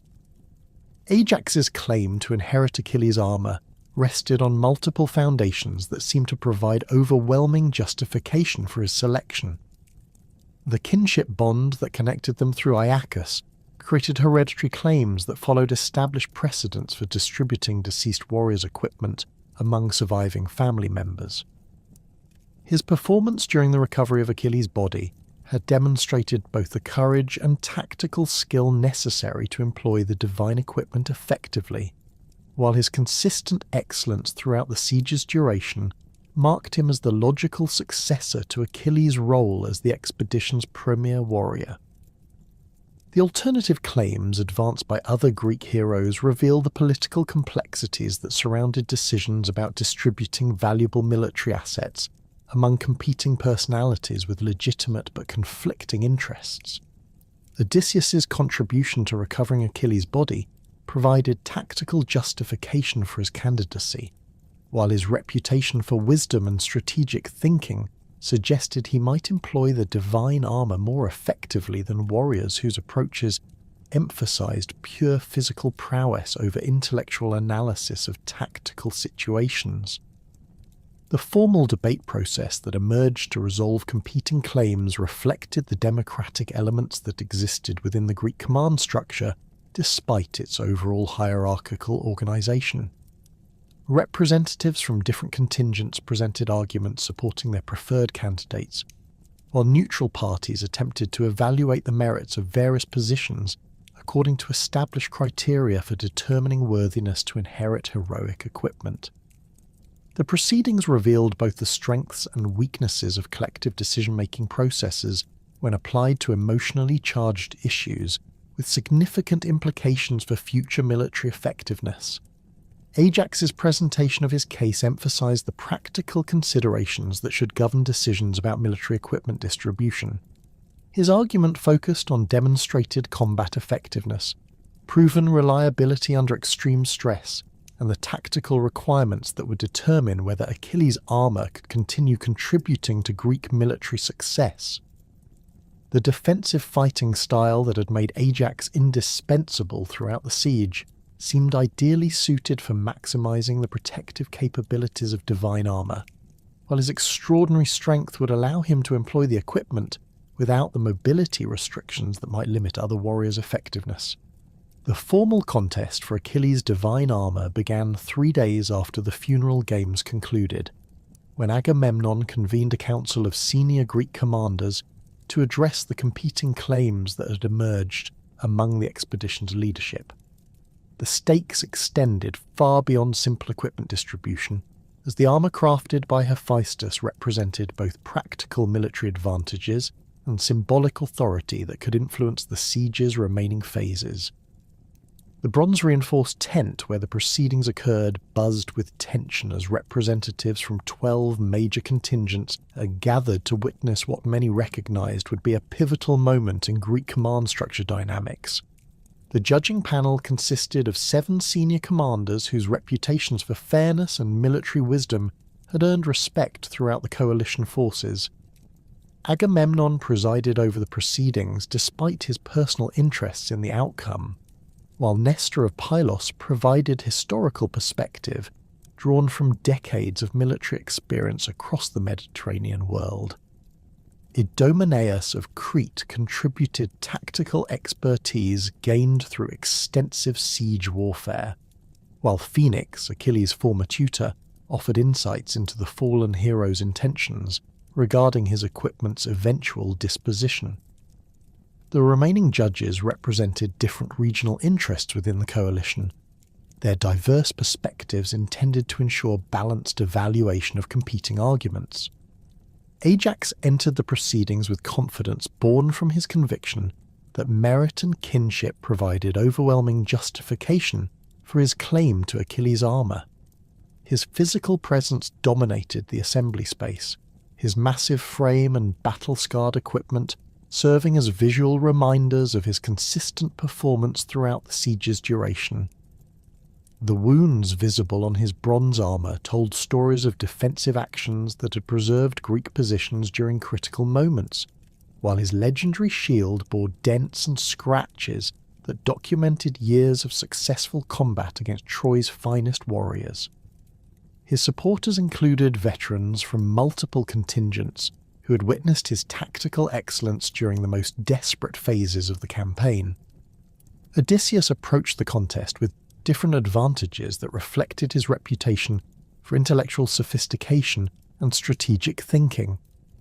His smaller physical stature contrasted sharply with Ajax's imposing presence, yet his reputation for cunning and analytical capability had earned recognition throughout the Greek command structure. The Ithacan king's equipment showed less visible damage than Ajax's gear, not through lack of combat experience, but due to fighting techniques that emphasized tactical maneuvering over direct confrontation. His supporters included commanders who valued intellectual approaches to military problems and recognized the potential advantages of combining divine armor with strategic thinking. The formal presentations began with Ajax delivering an argument that emphasized practical military considerations and demonstrated combat effectiveness.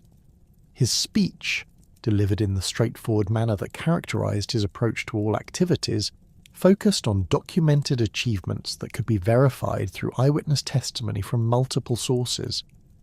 He recounted specific engagements where his defensive prowess had prevented Greek defeats, citing casualty figures and tactical outcomes that demonstrated measurable contributions to the expedition's survival.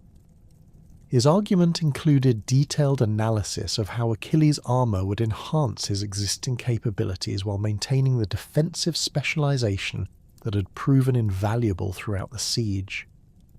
Ajax's presentation included testimony from subordinate commanders who had observed his performance during critical battles, their accounts providing specific examples of tactical innovation and battlefield leadership that extended beyond simple individual combat prowess.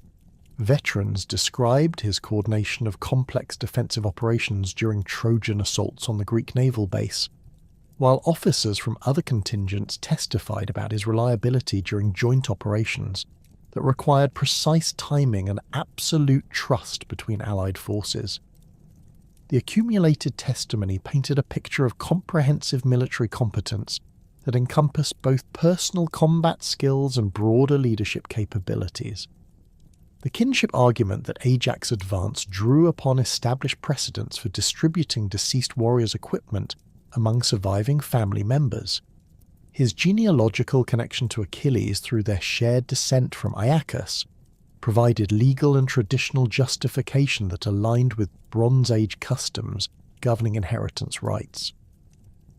Ajax's presentation included detailed recitation of family histories that established the blood relationship's authenticity, supported by testimony from elderly veterans who had known both heroes' fathers and could verify the genealogical claims.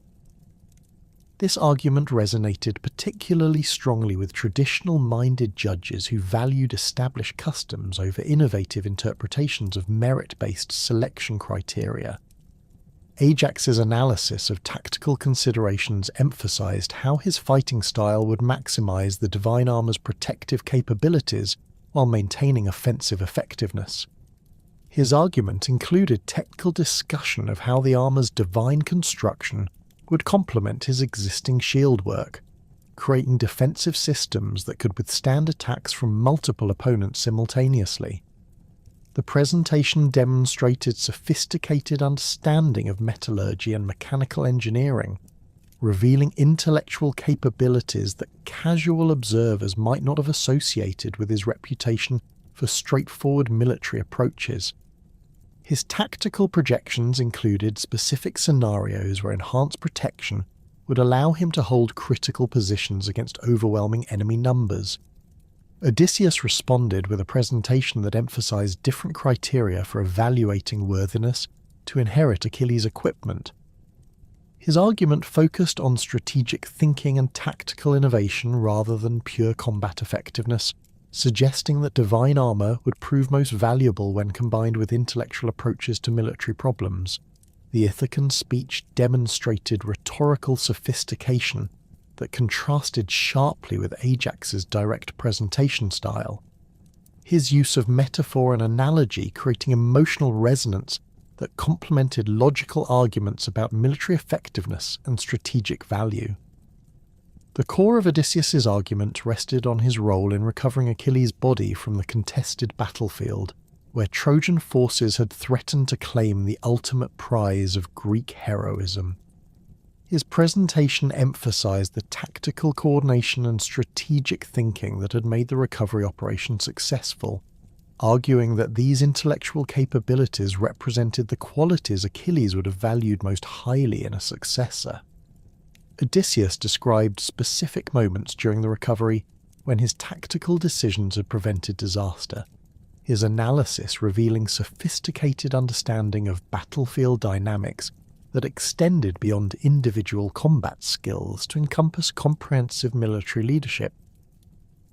Odysseus's supporters provided testimony that highlighted his contributions to Greek strategic planning throughout the siege's duration.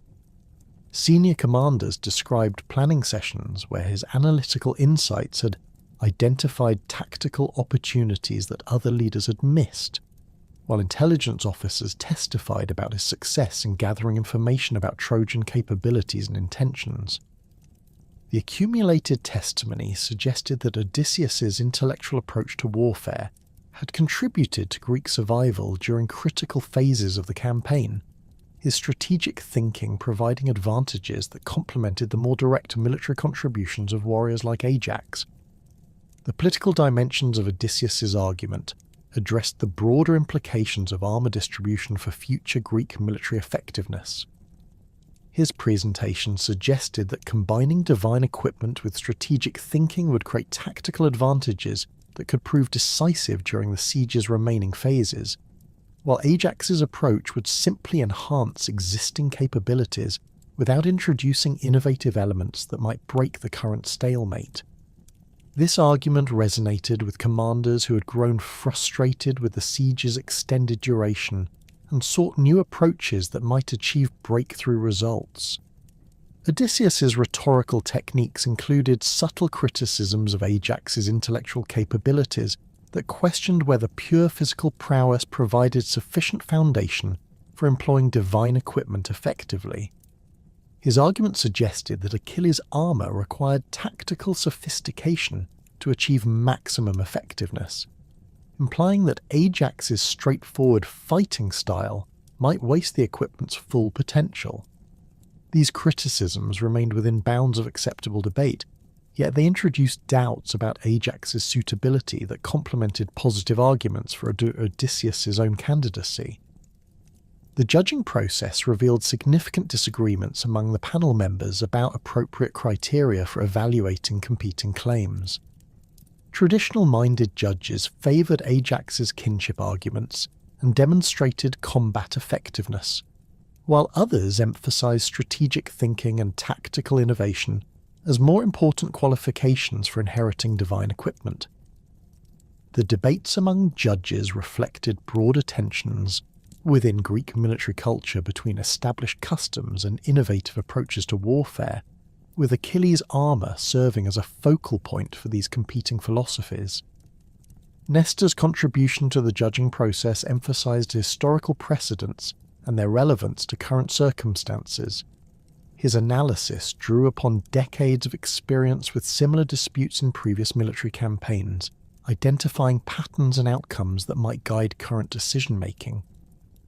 The elderly king's perspective highlighted the long-term implications of the judge's decision for Greek military effectiveness and political cohesion, his warnings about potential consequences adding gravity to proceedings that some participants had initially viewed as routine administrative matters. The testimony phase of the contest revealed the complex relationships and loyalties that existed within the Greek command structure. Officers who had served under both Ajax and Odysseus during joint operations found themselves forced to choose between competing loyalties, their testimony revealing personal conflicts between professional respect and political calculation. The proceedings exposed fault lines within the coalition that had remained hidden during active military operations, suggesting that the armour contest had become a proxy for broader disagreements about leadership and strategic direction. Phoenix's participation in the judging process carried special significance due to his relationship with Achilles and his knowledge of the fallen hero's preferences and intentions. His testimony about Achilles' character and values provided insights into what criteria the deceased champion might have applied when selecting a successor. Phoenix's analysis suggested that Achilles had valued both physical courage and intellectual capability, but his comments remained sufficiently ambiguous to support arguments for either candidate depending upon interpretation and emphasis. The political manoeuvring that accompanied the formal proceedings included private discussions between judges and supporters of different candidates, conversations that revealed the complex web of alliances and obligations that influenced decision-making within the Greek leadership structure. These informal negotiations demonstrated that the contest's outcome would depend not only on merit-based arguments, but also on political calculations about future relationships and strategic advantages. The armour's distribution had become entangled with broader questions about command authority and resource allocation that extended far beyond simple equipment decisions. Ajax's reaction to Odysseus's rhetorical techniques revealed growing frustration with proceedings that seemed to emphasize verbal sophistication over demonstrated military achievement. His responses to implied criticisms of his intellectual capabilities showed restraint that reflected his understanding of proper debate protocols, yet observers noted subtle signs of anger that suggested deeper emotional investment in the contest's outcome than his outward composure indicated. The contrast between his straightforward presentation style and Odysseus's rhetorical flourishes highlighted fundamental differences in their approaches to leadership and persuasion. The evidence presented during the contest included detailed analysis of both candidates' military records throughout the siege's duration, statistical comparisons of combat effectiveness, casualty rates among their subordinates, and success rates during different types of military operations provided objective data that supplemented subjective testimony about leadership qualities and tactical capabilities. These analytical approaches reflected the increasingly sophisticated methods that Bronze Age military organizations employed for evaluating personnel and making strategic decisions. The testimony of common soldiers provided perspectives that differed significantly from the assessments offered by senior commanders and political leaders. Veterans who had served in the ranks during critical battles offered direct observations of both candidates' performance under extreme stress, their accounts focusing on practical leadership qualities that affected survival and mission success. These testimonies revealed that Ajax's reputation among ordinary warriors remained exceptionally strong, while Odysseus's standing varied depending upon specific circumstances and individual experiences with his command style. The procedural aspects of the judging process reflected established Greek customs for resolving disputes between competing claimants to valuable resources. The formal structure provided opportunities for both candidates to present their arguments comprehensively, while ensuring that judges received sufficient information to make informed decisions.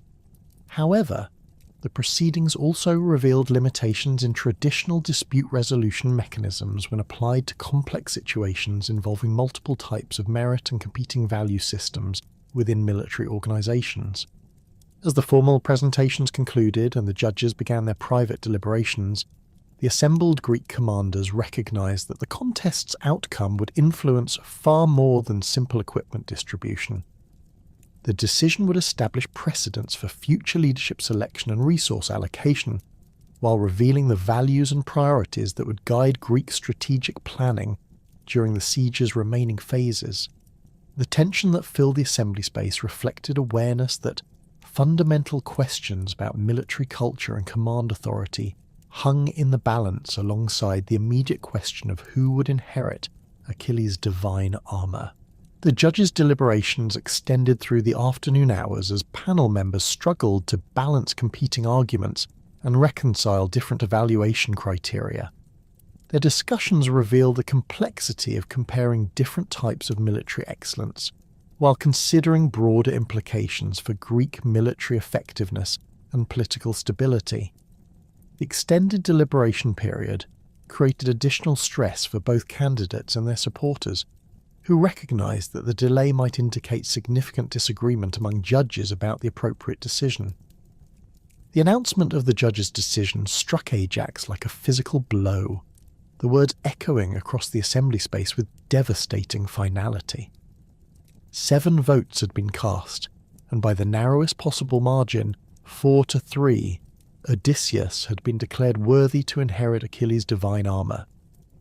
The bronze-reinforced tent fell silent as the implications settled over the assembled commanders, many of whom had expected Ajax's superior combat record and kinship claims to carry decisive weight in the deliberations.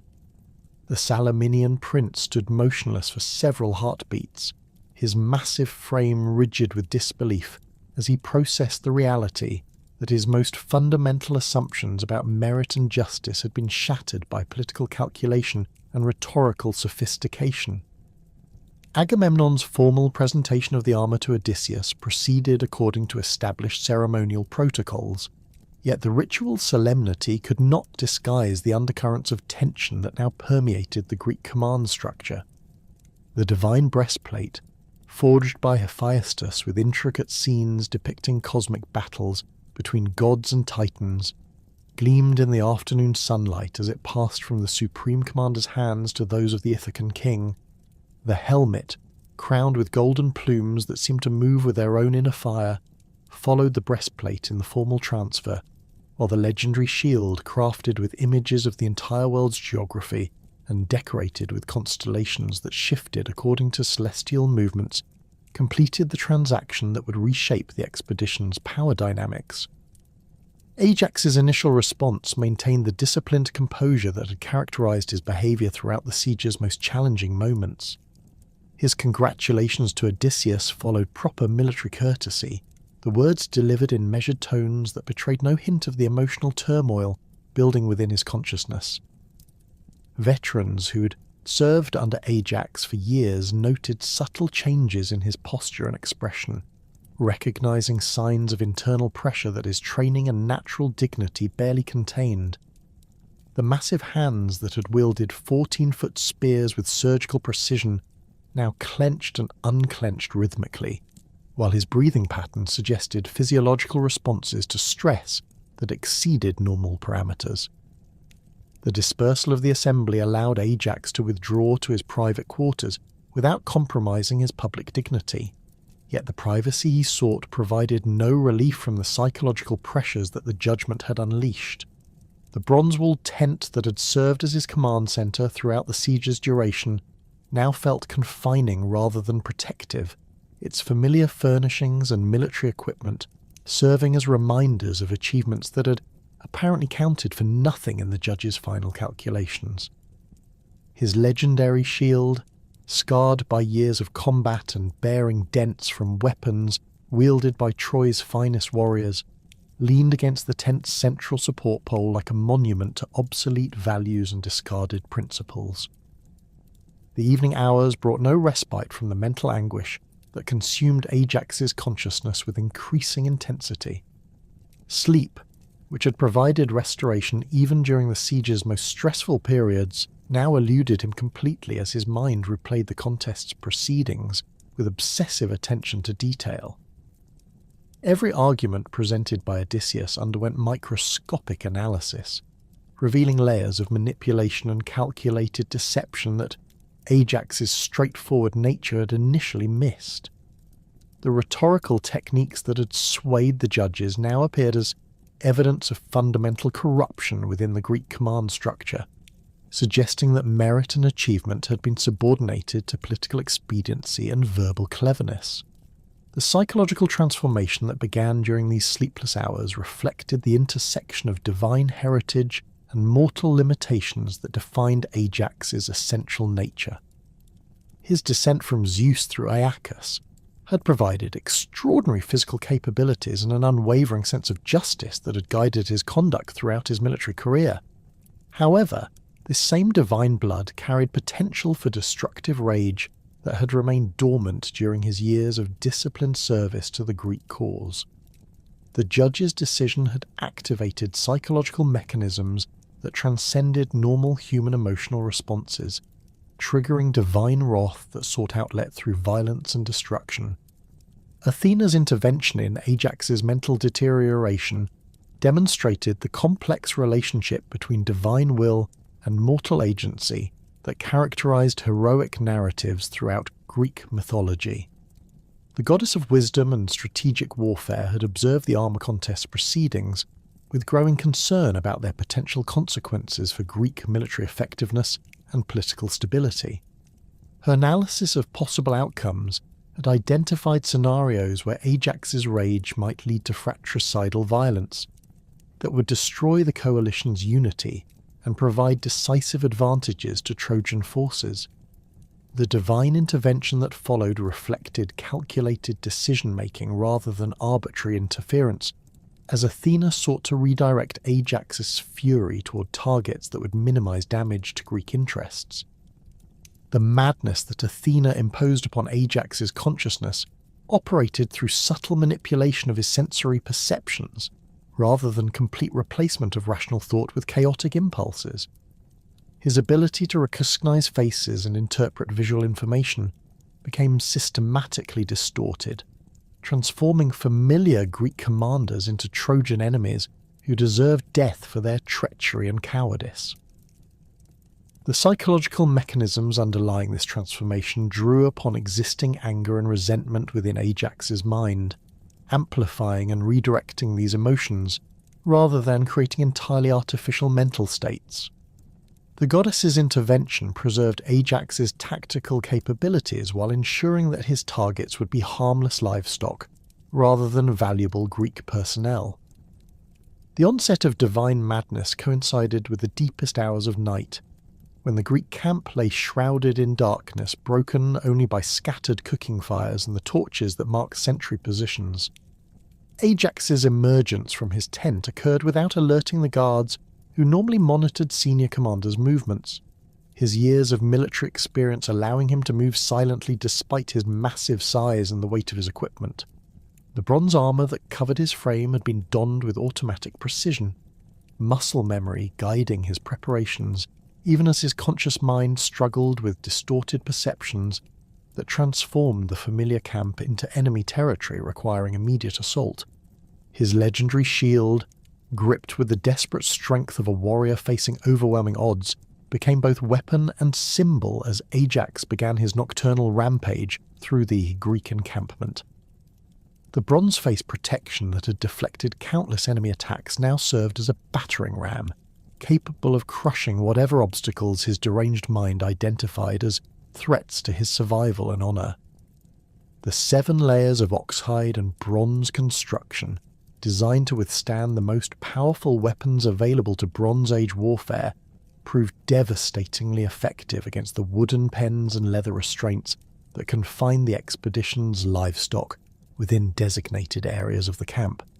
The cattle that bore the brunt of Ajax's assault had been gathered from across the Trojan plain during years of foraging operations designed to supplement the Greek forces' food supplies and deny resources to the besieged city. These animals, ranging from massive bulls capable of drawing heavy wagons to dairy cows that provided essential nutrition for wounded warriors, represented significant economic value and logistical capability that the expedition could ill afford to lose. Ajax's distorted perceptions transformed these peaceful creatures into armed enemies, whose destruction would advance Greek military objectives and restore his damaged honour through decisive combat victory. The slaughter that followed demonstrated the devastating effectiveness of Ajax's combat techniques when applied against targets incapable of meaningful resistance. His spear work, refined through years of facing Troy's finest warriors, carved through bovine flesh and bone with mechanical precision that reflected muscle memory operating independently of conscious rational control. The 14-foot ash shaft, tipped with bronze forged in Salamis's finest workshops, penetrated completely through the bodies of multiple animals with single thrusts, while his shield work created defensive barriers that prevented imaginary counterattacks from reaching vulnerable areas of his anatomy. The sheep that occupied adjacent pens suffered equally devastating treatment as Ajax's rampage expanded beyond its initial focus on larger livestock. His tactical approach adapted automatically to the different challenges presented by smaller, more agile targets, his spear techniques shifting from powerful thrusts designed to penetrate heavy armour to sweeping cuts that could eliminate multiple opponents simultaneously. The wool-covered bodies that accumulated around his position bore wounds that would have proven instantly fatal to human enemies, testament to combat skills that had been honed through decades of training and battlefield experience against the Mediterranean world's finest warriors. The symbolic dimensions of Ajax's livestock massacre extended far beyond its immediate practical consequences for Greek military logistics and food security. The cattle and sheep that fell to his spear represented the peaceful productivity that warfare sought to protect and preserve, their destruction symbolizing the corruption of heroic values that had allowed political manipulation to triumph over demonstrated merit. The blood that soaked into the Trojan soil carried with it the essence of Ajax's shattered faith in justice and honour, while the scattered carcasses served as physical manifestations of his psychological fragmentation under divine influence. The duration of Ajax's nocturnal rampage reflected both his extraordinary physical endurance and the intensity of the psychological pressures that drove his violent actions. Hours passed as he moved methodically through the livestock areas, his systematic approach to destruction revealing the tactical intelligence that continued to function despite his distorted perceptions of reality. The animals' terrified bleating and desperate attempts to escape created cacophony that should have alerted sentries throughout the camp. Yet Athena's divine influence extended to manipulating sound transmission and human awareness to prevent premature discovery of Ajax's activities. The physical evidence that accumulated during Ajax's assault created a scene of devastation that would have challenged the interpretive capabilities of observers familiar with conventional battlefield aftermath. The precision of wounds inflicted on the slaughtered animals suggested deliberate combat techniques rather than random violence, while the tactical positioning of carcasses indicated systematic movement patterns that reflected military training and strategic thinking. Blood splatter patterns on nearby tents and equipment demonstrated the tremendous forces generated by Ajax's spearwork, forces that would have proved devastating against human opponents protected by Bronze Age armour and weapons. Ajax's behaviour during the massacre revealed the complex interaction between divine madness and retained military professionalism that characterised his psychological state throughout the episode. His movement patterns maintained the tactical awareness that had kept him alive during years of combat against skilled opponents, while his weapon handling demonstrated the precision and control that had made him legendary throughout the Greek expedition. The madness imposed by Athena had redirected rather than eliminated his combat capabilities, ensuring that his destructive potential would be channeled toward harmless targets, while preserving the tactical skills that made him valuable to Greek military operations. The gradual approach of dawn created atmospheric conditions that would soon expose Ajax's nocturnal activities to observation by the awakening camp population. The eastern horizon began showing the first pale traces of sunlight that would illuminate the scene of destruction and reveal the full extent of the devastation that divine madness had wrought through Ajax's unwitting agency. The transition from darkness to daylight would also begin the process of restoring his normal sensory perceptions, allowing him to comprehend the true nature of his actions and their implications for his honour, reputation, and future within the Greek command structure. The livestock that had survived Ajax's assault bore wounds and exhibited behavioural changes that would provide lasting testimony to the night's events long after the immediate crisis had passed. Cattle that had witnessed the systematic slaughter of their companions displayed signs of psychological trauma that affected their productivity and handling characteristics, while sheep that had escaped direct harm showed heightened flight responses that complicated normal herding operations. These secondary effects would compound the practical consequences of the massacre, creating ongoing logistical challenges that would affect Greek military operations for months following the incident. The blood-soaked ground surrounding Ajax's position told a story of systematic violence that trained military observers would immediately recognise as the work of an exceptionally skilled warrior operating under unusual psychological conditions. The distribution patterns of animal remains suggested coordinated tactical movement rather than random killing spree, while the precision of wounds indicated weapon handling that exceeded normal human capabilities. These forensic details would later contribute to understanding the divine influences that had shaped the night's events, providing evidence that Ajax's actions reflected supernatural intervention rather than simple mental breakdown. As the first rays of sunlight began penetrating the pre-dawn darkness, Ajax's enhanced perceptions started the gradual transition back toward normal sensory function that would soon confront him with the horrifying reality of his actions.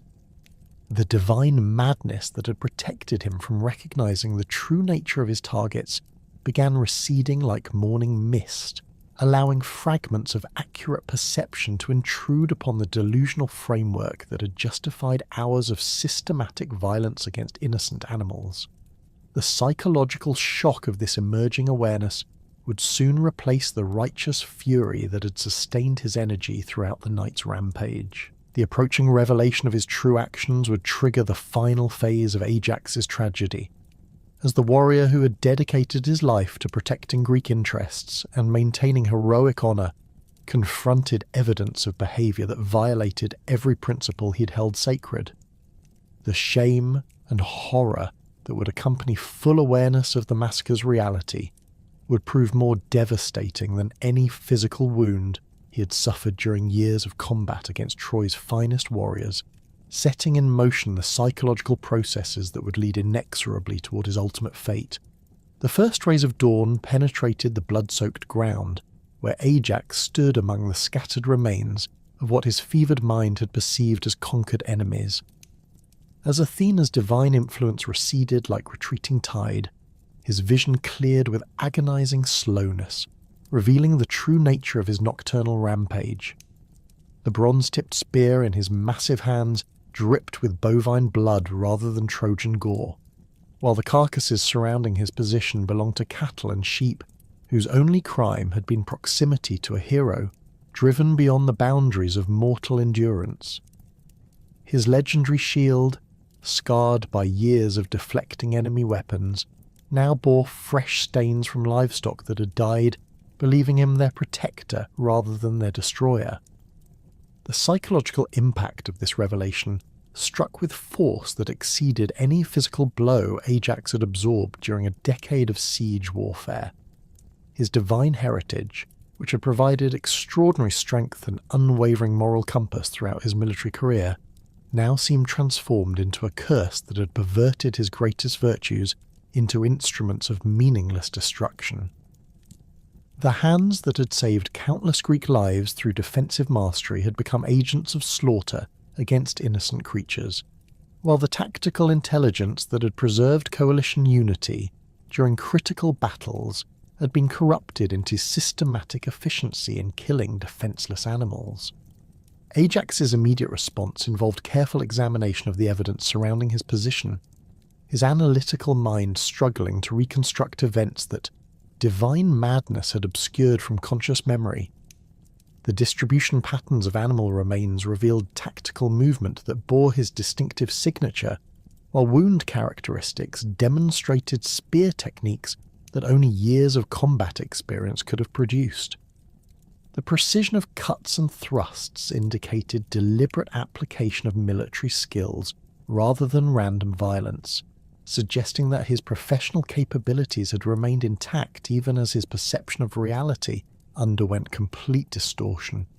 The shame that accompanied full comprehension of his actions transcended normal human emotional responses, drawing upon the divine blood that connected him to Zeus through generations of heroic ancestry.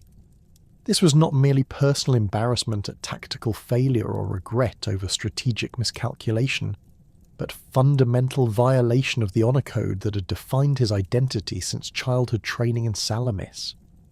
The livestock massacre represented betrayal of every principle his father Telamon had instilled through years of careful education, while simultaneously destroying the reputation for reliability and moral integrity that had made him indispensable to Greek military operations. The approaching sounds of awakening camp activity created additional pressure as Ajax recognized that discovery of the massacre scene would expose his actions to scrutiny from commanders and common soldiers whose respect he had earned through consistent excellence over nearly 10 years of campaigning. The thought of facing their questions and witnessing their reactions to evidence of his divine madness proved more terrifying than any combat situation he had encountered during the siege's most desperate phases. Veterans who had trusted their lives to his defensive capabilities would now see him as a warrior whose mental stability could not be relied upon during critical operations. His analysis of possible responses to the impending discovery revealed the limited options available to a hero whose fundamental nature had been compromised by divine intervention.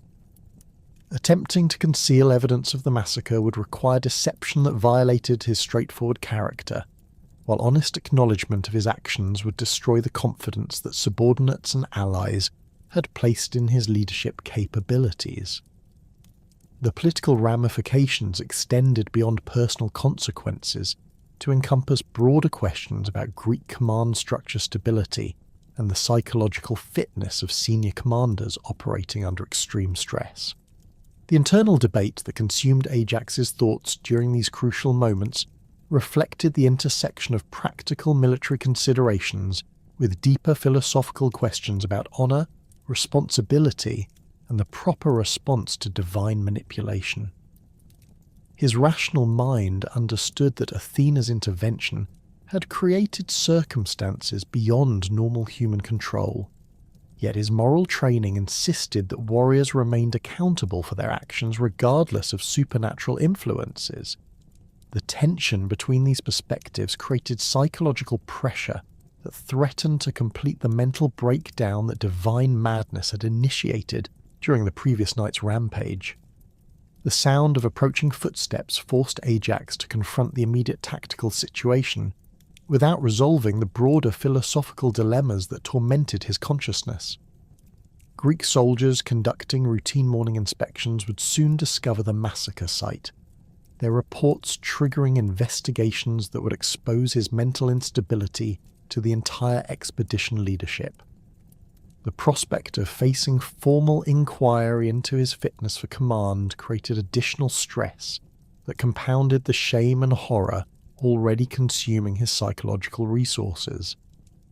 His consideration of alternative courses of action revealed the fundamental incompatibility between his personal honor code and the practical requirements of maintaining his position within the Greek command structure.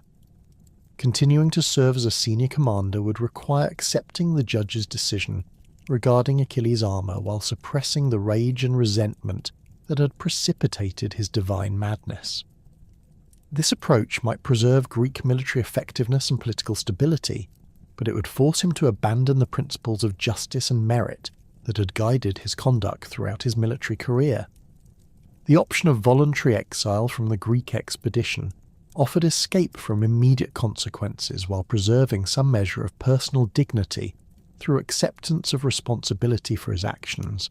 However, this choice would abandon his oath obligations to the coalition and deprive Greek forces of defensive capabilities that had proven essential during the siege's most critical phases. The knowledge that his departure might contribute to Greek defeat and the deaths of warriors he had sworn to protect created moral complications that made simple withdrawal impossible to contemplate. The third alternative that emerged from Ajax's desperate analysis involved permanent resolution of his dilemma through voluntary death that would preserve his honor while eliminating the threat his mental instability posed to Greek military operations. This option aligned with heroic traditions that valued reputation over survival and emphasized the importance of maintaining dignity even in defeat. The prospect of joining Achilles in death held emotional appeal that transcended rational calculation, offering a reunion with his kinsman while escaping the psychological torment that had transformed his greatest virtues into sources of shame. The philosophical framework that supported Ajax's consideration of suicide drew upon Bronze Age concepts of honor that prioritized reputation and moral integrity over mere physical survival. His education in Salamis had emphasized the temporary nature of mortal existence and the permanent significance of heroic achievement, teachings that now provided intellectual justification for choosing death over dishonor. The examples of legendary heroes who had preferred death to compromise offered precedents that legitimized his emerging decision to seek honorable conclusion to an impossible situation. His analysis of the practical aspects of suicide revealed the importance of method and timing in achieving the symbolic purposes that would justify such drastic action. The manner of death needed to demonstrate courage and determination while avoiding any suggestion of cowardice or mental weakness that might diminish the gesture's moral impact. The timing required coordination with discovery of the massacre site to ensure that his motivations would be clearly understood by observers who would judge his final actions according to heroic standards. The sword that would serve as instrument of his death carried symbolic significance that extended beyond its practical function as a weapon of war. The blade had been forged in Troy by master craftsmen whose skills represented the pinnacle of Bronze Age metallurgy, its bronze construction incorporating tin and copper alloys that achieved optimal balance between hardness and flexibility. Hector had presented this weapon to Ajax following their inconclusive duel, the gift representing mutual respect between honorable enemies who recognized each other's martial excellence despite their opposing loyalties. The irony of using Hector's gift to end his own life provided symbolic completion to Ajax's military career, while honoring the relationship that had developed between the two champions through combat. The Trojan prince's sword would serve as bridge between life and death, connecting Ajax's final act to the broader context of heroic warfare that had defined his identity throughout the siege's duration. The weapon's foreign origin emphasized the universal nature of heroic values that transcended political boundaries and national loyalties.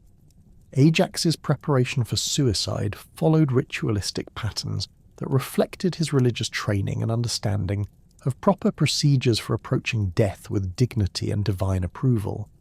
His positioning of the sword required precise calculation to ensure that the blade would penetrate vital organs while allowing sufficient time for final words or gestures that would communicate his motivations to witnesses.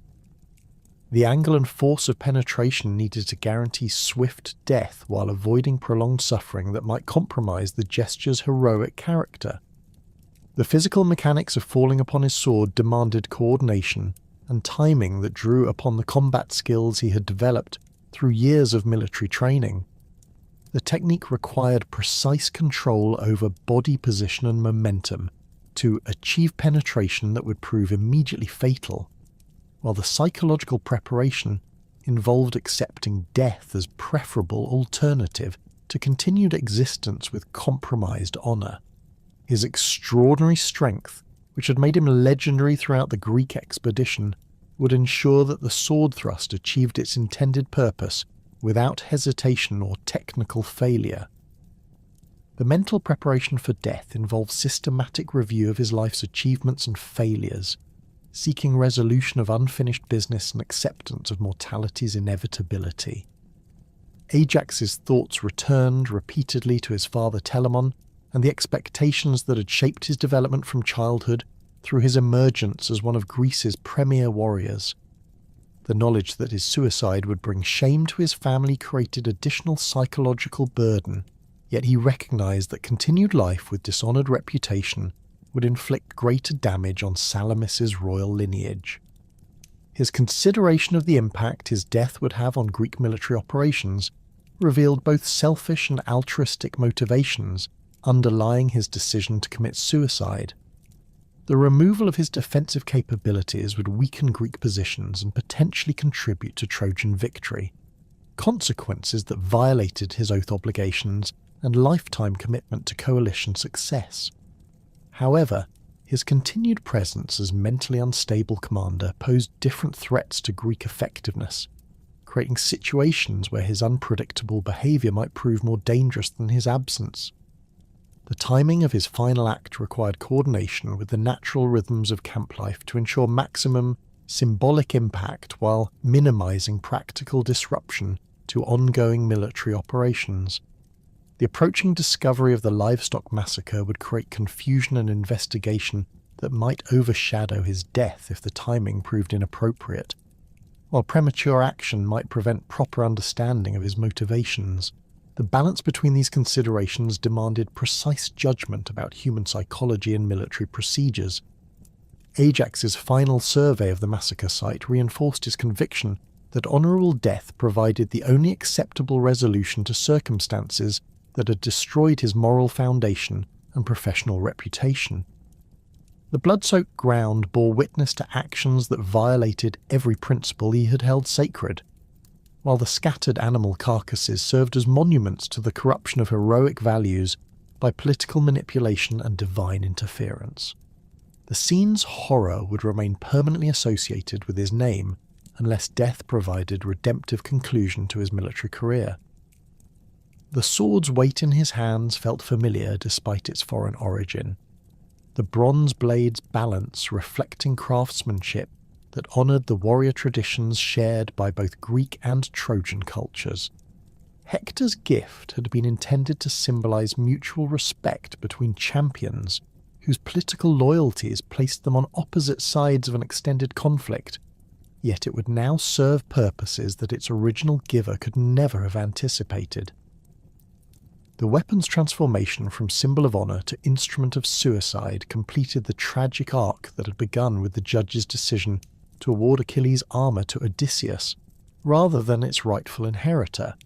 The physical positioning required for effective sword penetration demanded careful attention to anatomical details that would ensure swift death while maintaining the dignity appropriate to heroic suicide. Ajax's knowledge of human anatomy, gained through years of inflicting and treating combat wounds, provided technical expertise that would prevent the prolonged suffering associated with poorly executed attempts at self-destruction. The blade's angle needed to avoid bone structures that might deflect the thrust while targeting organs whose damage would prove immediately fatal.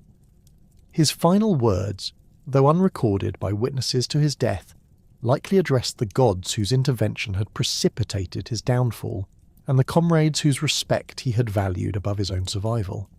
The prayer or statement that accompanied his final act would have acknowledged divine authority while maintaining his conviction that honour required death rather than continued existence with compromised reputation. The absence of witnesses to record his final sentiments reflected the isolation that had characterized his last hours, as shame and divine madness separated him from the human connections that had previously sustained his identity. The sword thrust that ended Ajax's life demonstrated the same precision and determination that had characterized his military career, the blade penetrating his body with force that reflected both physical strength and psychological resolution. The bronze point, sharpened to surgical precision by Trojan craftsmen, sliced through flesh and organs with efficiency that ensured swift unconsciousness and rapid death.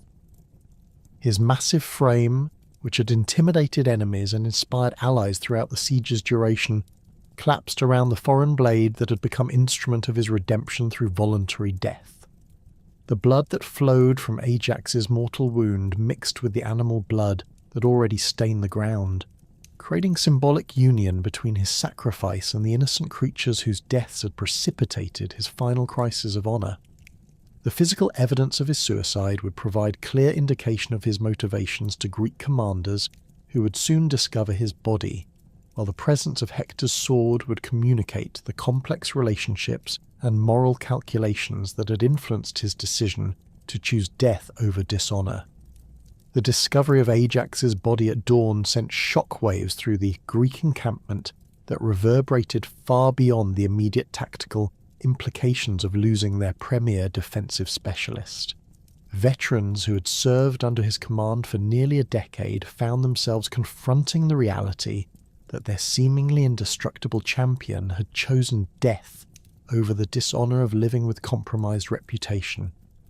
The bronze sword of Hector, still protruding from Ajax's massive chest, provided stark testimony to the complex honour code that had driven him to seek redemption through voluntary death, rather than accept the judgment that had awarded Achilles' divine armour to Odysseus.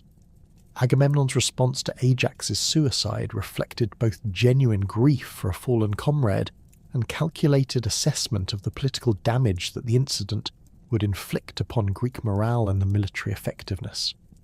The Supreme Commander immediately ordered a comprehensive investigation into the circumstances surrounding both the livestock massacre and Ajax's subsequent death, recognizing that the expedition's leadership structure faced a crisis of confidence that threatened to undermine coalition unity during the siege's critical final phases.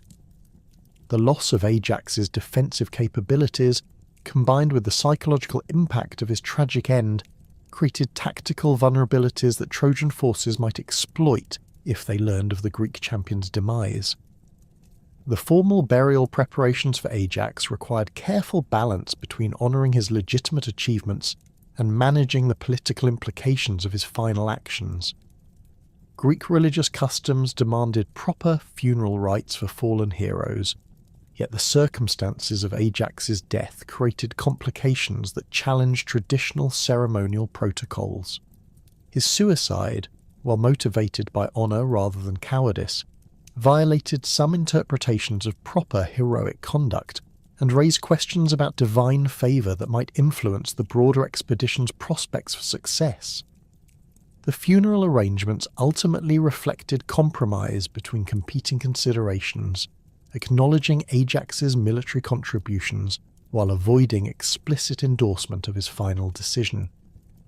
The funeral pyre constructed for Ajax's cremation rivaled those accorded to the expedition's most distinguished casualties, its massive scale reflecting both his physical stature and his significance within Greek military culture. Salaminian craftsmen, working under the supervision of their fallen prince's lieutenants, created a wooden structure that incorporated architectural elements from their island homeland, while utilising materials gathered from across the Trojan plain. The pyre's construction required several days of intensive labour, during which Greek military operations continued under modified defensive arrangements that compensated for the loss of Ajax's tactical expertise. The funeral games organised to honour Ajax's memory provided opportunities for Greek warriors to channel their grief into competitive activities that celebrated his achievements while reinforcing coalition solidarity. Wrestling competitions, spear-throwing contests, and chariot races drew participants from across the expedition's diverse contingents, their performances serving as living tributes to the defensive mastery that had made Ajax legendary throughout the ancient world.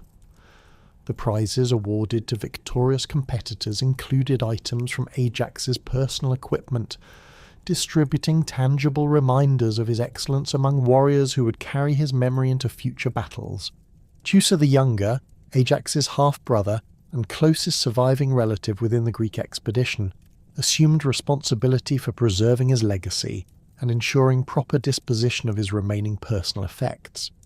The younger archer's grief manifested in renewed dedication to military excellence that honoured Ajax's memory through continued service to the Greek cause, his performance during subsequent engagements demonstrating the same tactical discipline and courage that had characterised his fallen brother's career.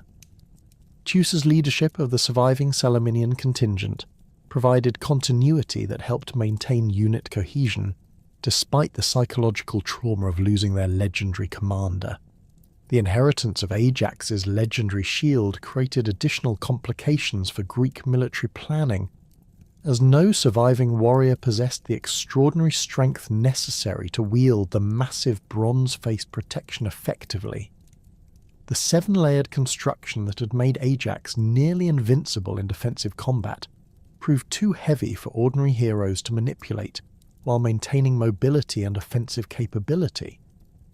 Military engineers eventually modified the shield's grip system and reduced its overall weight through selective removal of bronze reinforcement, creating a functional defensive weapon that could serve other champions while preserving its symbolic significance as a monument to Ajax's tactical innovations.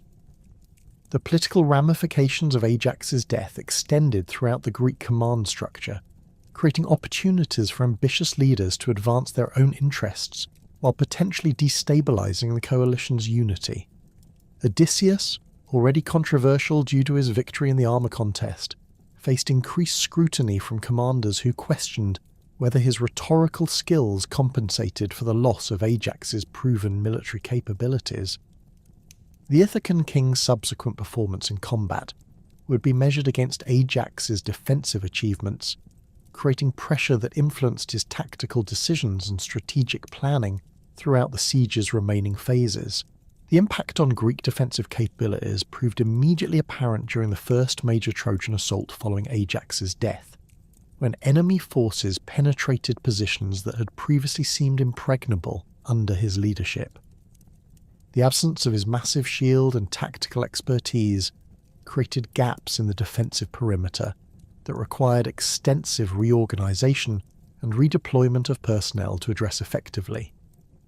Greek casualties during this engagement exceeded those suffered in comparable actions when Ajax had been available to coordinate defensive operations, demonstrating the practical consequences of losing such specialised military talent.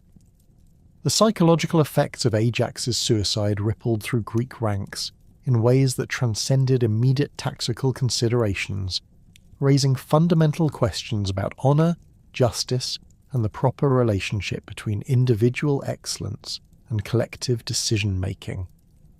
Veterans who had witnessed his consistent performance throughout the siege's duration struggled to understand how political manoeuvring could have driven such a reliable champion to desperate action. The incident highlighted tensions within Greek military culture between traditional values emphasizing individual merit and evolving practices that prioritized diplomatic sophistication, and strategic thinking. News of Ajax's death eventually reached Salamis through the merchant networks that maintained communication between the Greek expedition and their home kingdoms, carrying devastating impact to the island realm that had produced one of the ancient world's greatest defensive warriors. King Telamon's reaction to his son's suicide combined personal grief with political calculation about Salamis's future position within the broader Greek alliance system.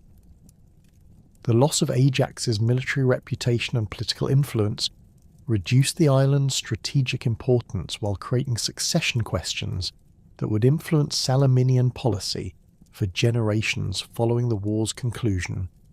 The continuation of Ajax's lineage through his son Eurystheus provided some consolation for the tragic circumstances surrounding the hero's death, while ensuring that his genetic heritage would survive to influence future generations. Eurystheus, still a child at the time of his father's suicide, would eventually inherit both the throne of Salamis and the responsibility for maintaining the family's military traditions in a changed political environment.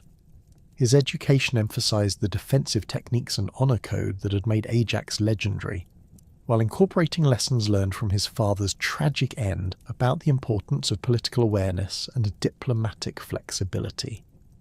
The relationship between Eurystheus and the broader Greek world reflected the complex legacy that Ajax's career had created through his military achievements and controversial death.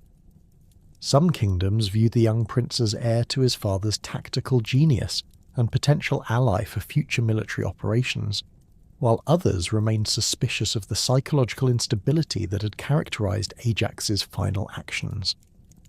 These varying perspectives influenced Salamis's diplomatic relationships and military commitments throughout Eurystheus's reign, creating ongoing consequences that extended Ajax's influence far beyond his own lifetime. The preservation of Ajax's tactical innovations within Greek military doctrine ensured that his defensive expertise would continue benefiting future generations of warriors long after his personal involvement in combat had ended. Military instructors throughout the Greek world incorporated his shield techniques and formation strategies into their training programs, while siege warfare specialists studied his methods for coordinating defensive operations under extreme pressure. The systematic documentation of his tactical approaches created educational resources that influenced Greek military culture for centuries following the Trojan War's conclusion. The literary treatment of Ajax's story began almost immediately after his death, as bards and poets recognized the dramatic potential inherent in his tragic career and controversial end. Early versions of his legend emphasized the heroic qualities that had made him indispensable to Greek military success, while later treatments incorporated more complex analysis of the political and psychological factors that had contributed to his downfall. These evolving narratives reflected changing Greek attitudes toward heroism, honor, and the proper relationship between individual excellence and collective authority. Sophocles' masterful tragedy Ajax, composed during the 5th century BC, represented the pinnacle of literary engagement with the hero's story and established the dramatic framework that would influence subsequent interpretations of his character and fate. The playwright's psychological analysis of Ajax's mental deterioration following the armour contest provided sophisticated examination of honour, pride, and the consequences of divine intervention in human affairs. Sophocles' portrayal emphasized the nobility inherent in Ajax's character, while acknowledging the destructive potential of unchecked pride and inflexible adherence to personal honor codes. The tragic structure that Sophocles imposed upon Ajax's story highlighted the fundamental tension between heroic values and political realities that had characterized Greek society throughout its classical period. The playwright's Ajax embodied traditional warrior virtues that emphasized individual excellence and moral integrity, yet these same qualities proved incompatible with the diplomatic compromises and collective decision-making processes that governed complex political organizations. The tragedy's resolution through Ajax's suicide provided cathartic conclusion that honoured heroic ideals while acknowledging their limitations in practical political contexts. The influence of Sophocles' interpretation extended far beyond its immediate theatrical impact, shaping subsequent Greek and Roman understanding of Ajax's significance within the broader heroic tradition. The play's emphasis on psychological realism and moral complexity established Ajax as a figure whose relevance transcended his specific historical context, creating a character whose struggles with honour, pride and political disappointment resonated with audiences facing similar challenges in their own societies. This universal appeal ensured that Ajax's story would continue attracting literary and artistic attention throughout antiquity and beyond. The philosophical implications of Ajax's story provided rich material for ancient thinkers exploring questions about virtue, justice, and the proper ordering of human society. His career illustrated the potential conflicts between individual excellence and collective welfare, while his tragic end demonstrated the dangers inherent in rigid adherence to personal honour codes that failed to accommodate changing circumstances. These themes influenced Greek philosophical discourse about ethics, politics, and the relationship between human agency and divine will. The religious dimensions of Ajax's legacy reflected ancient Greek beliefs about the proper relationship between mortals and immortals, particularly regarding the consequences of divine intervention in human affairs. His descent from Zeus through Aeacus connected him to the complex network of divine relationships that governed heroic narratives, while Athena's manipulation of his consciousness during the livestock massacre raised questions about moral responsibility and divine justice. These religious themes influenced Greek theological thinking and provided material for ongoing debates about fate, free will, and divine providence. The military legacy that Ajax established through his defensive innovations continued influencing warfare throughout antiquity and beyond, as later commanders studied his techniques for insights into siege defense and formation tactics. Roman military writers incorporated his methods into their tactical manuals, while Byzantine strategists adapted his defensive principles for medieval warfare conditions. The fundamental concepts underlying his approach, systematic preparation, coordinated teamwork and disciplined response to enemy pressure, remained relevant across different technological and political contexts. The archaeological evidence for Ajax's historical existence remains limited, as Bronze Age documentation focused primarily on administrative records rather than detailed military narratives. However, excavations at sites associated with the Trojan War have revealed defensive structures and military equipment that align with ancient descriptions of his tactical methods and preferred weapons. These material remains provide tangible connections to the historical reality that underlies the legendary accounts of his achievements and tragic end. The comparative analysis of Ajax's career alongside other ancient heroes reveals both unique characteristics and common patterns that defined heroic culture throughout the Mediterranean world. His emphasis on defensive excellence distinguished him from champions like Achilles, who prioritized offensive capability, while his tragic end paralleled similar stories of heroes whose inflexibility led to their destruction. These comparative perspectives illuminate broader themes about heroism, honor, and the relationship between individual achievement and collective welfare that transcended specific cultural boundaries. The enduring appeal of Ajax's story reflects its successful integration of universal human themes with specific historical and cultural details that provide authentic context for exploring timeless questions about courage, integrity, and the proper response to injustice. His character embodies the nobility inherent in unwavering commitment to principle, while simultaneously illustrating the potential dangers of inflexible adherence to personal honor codes. This complex portrayal has ensured his continued relevance across different historical periods and cultural contexts. Ajax the Great stands as one of antiquity's most compelling tragic figures, a warrior whose extraordinary capabilities and unwavering moral principles ultimately led to his destruction through the intersection of divine manipulation and human political calculation. His legacy encompasses both practical military innovations that influenced warfare for centuries and philosophical insights into the nature of heroism that continue resonating with modern audiences. The Salaminian prince's story serves as enduring testament to the complex relationship between individual excellence and collective authority, reminding us that even the greatest heroes remain vulnerable to the fundamental tensions that define human society and the eternal struggle between principle and pragmatism that shapes all political communities.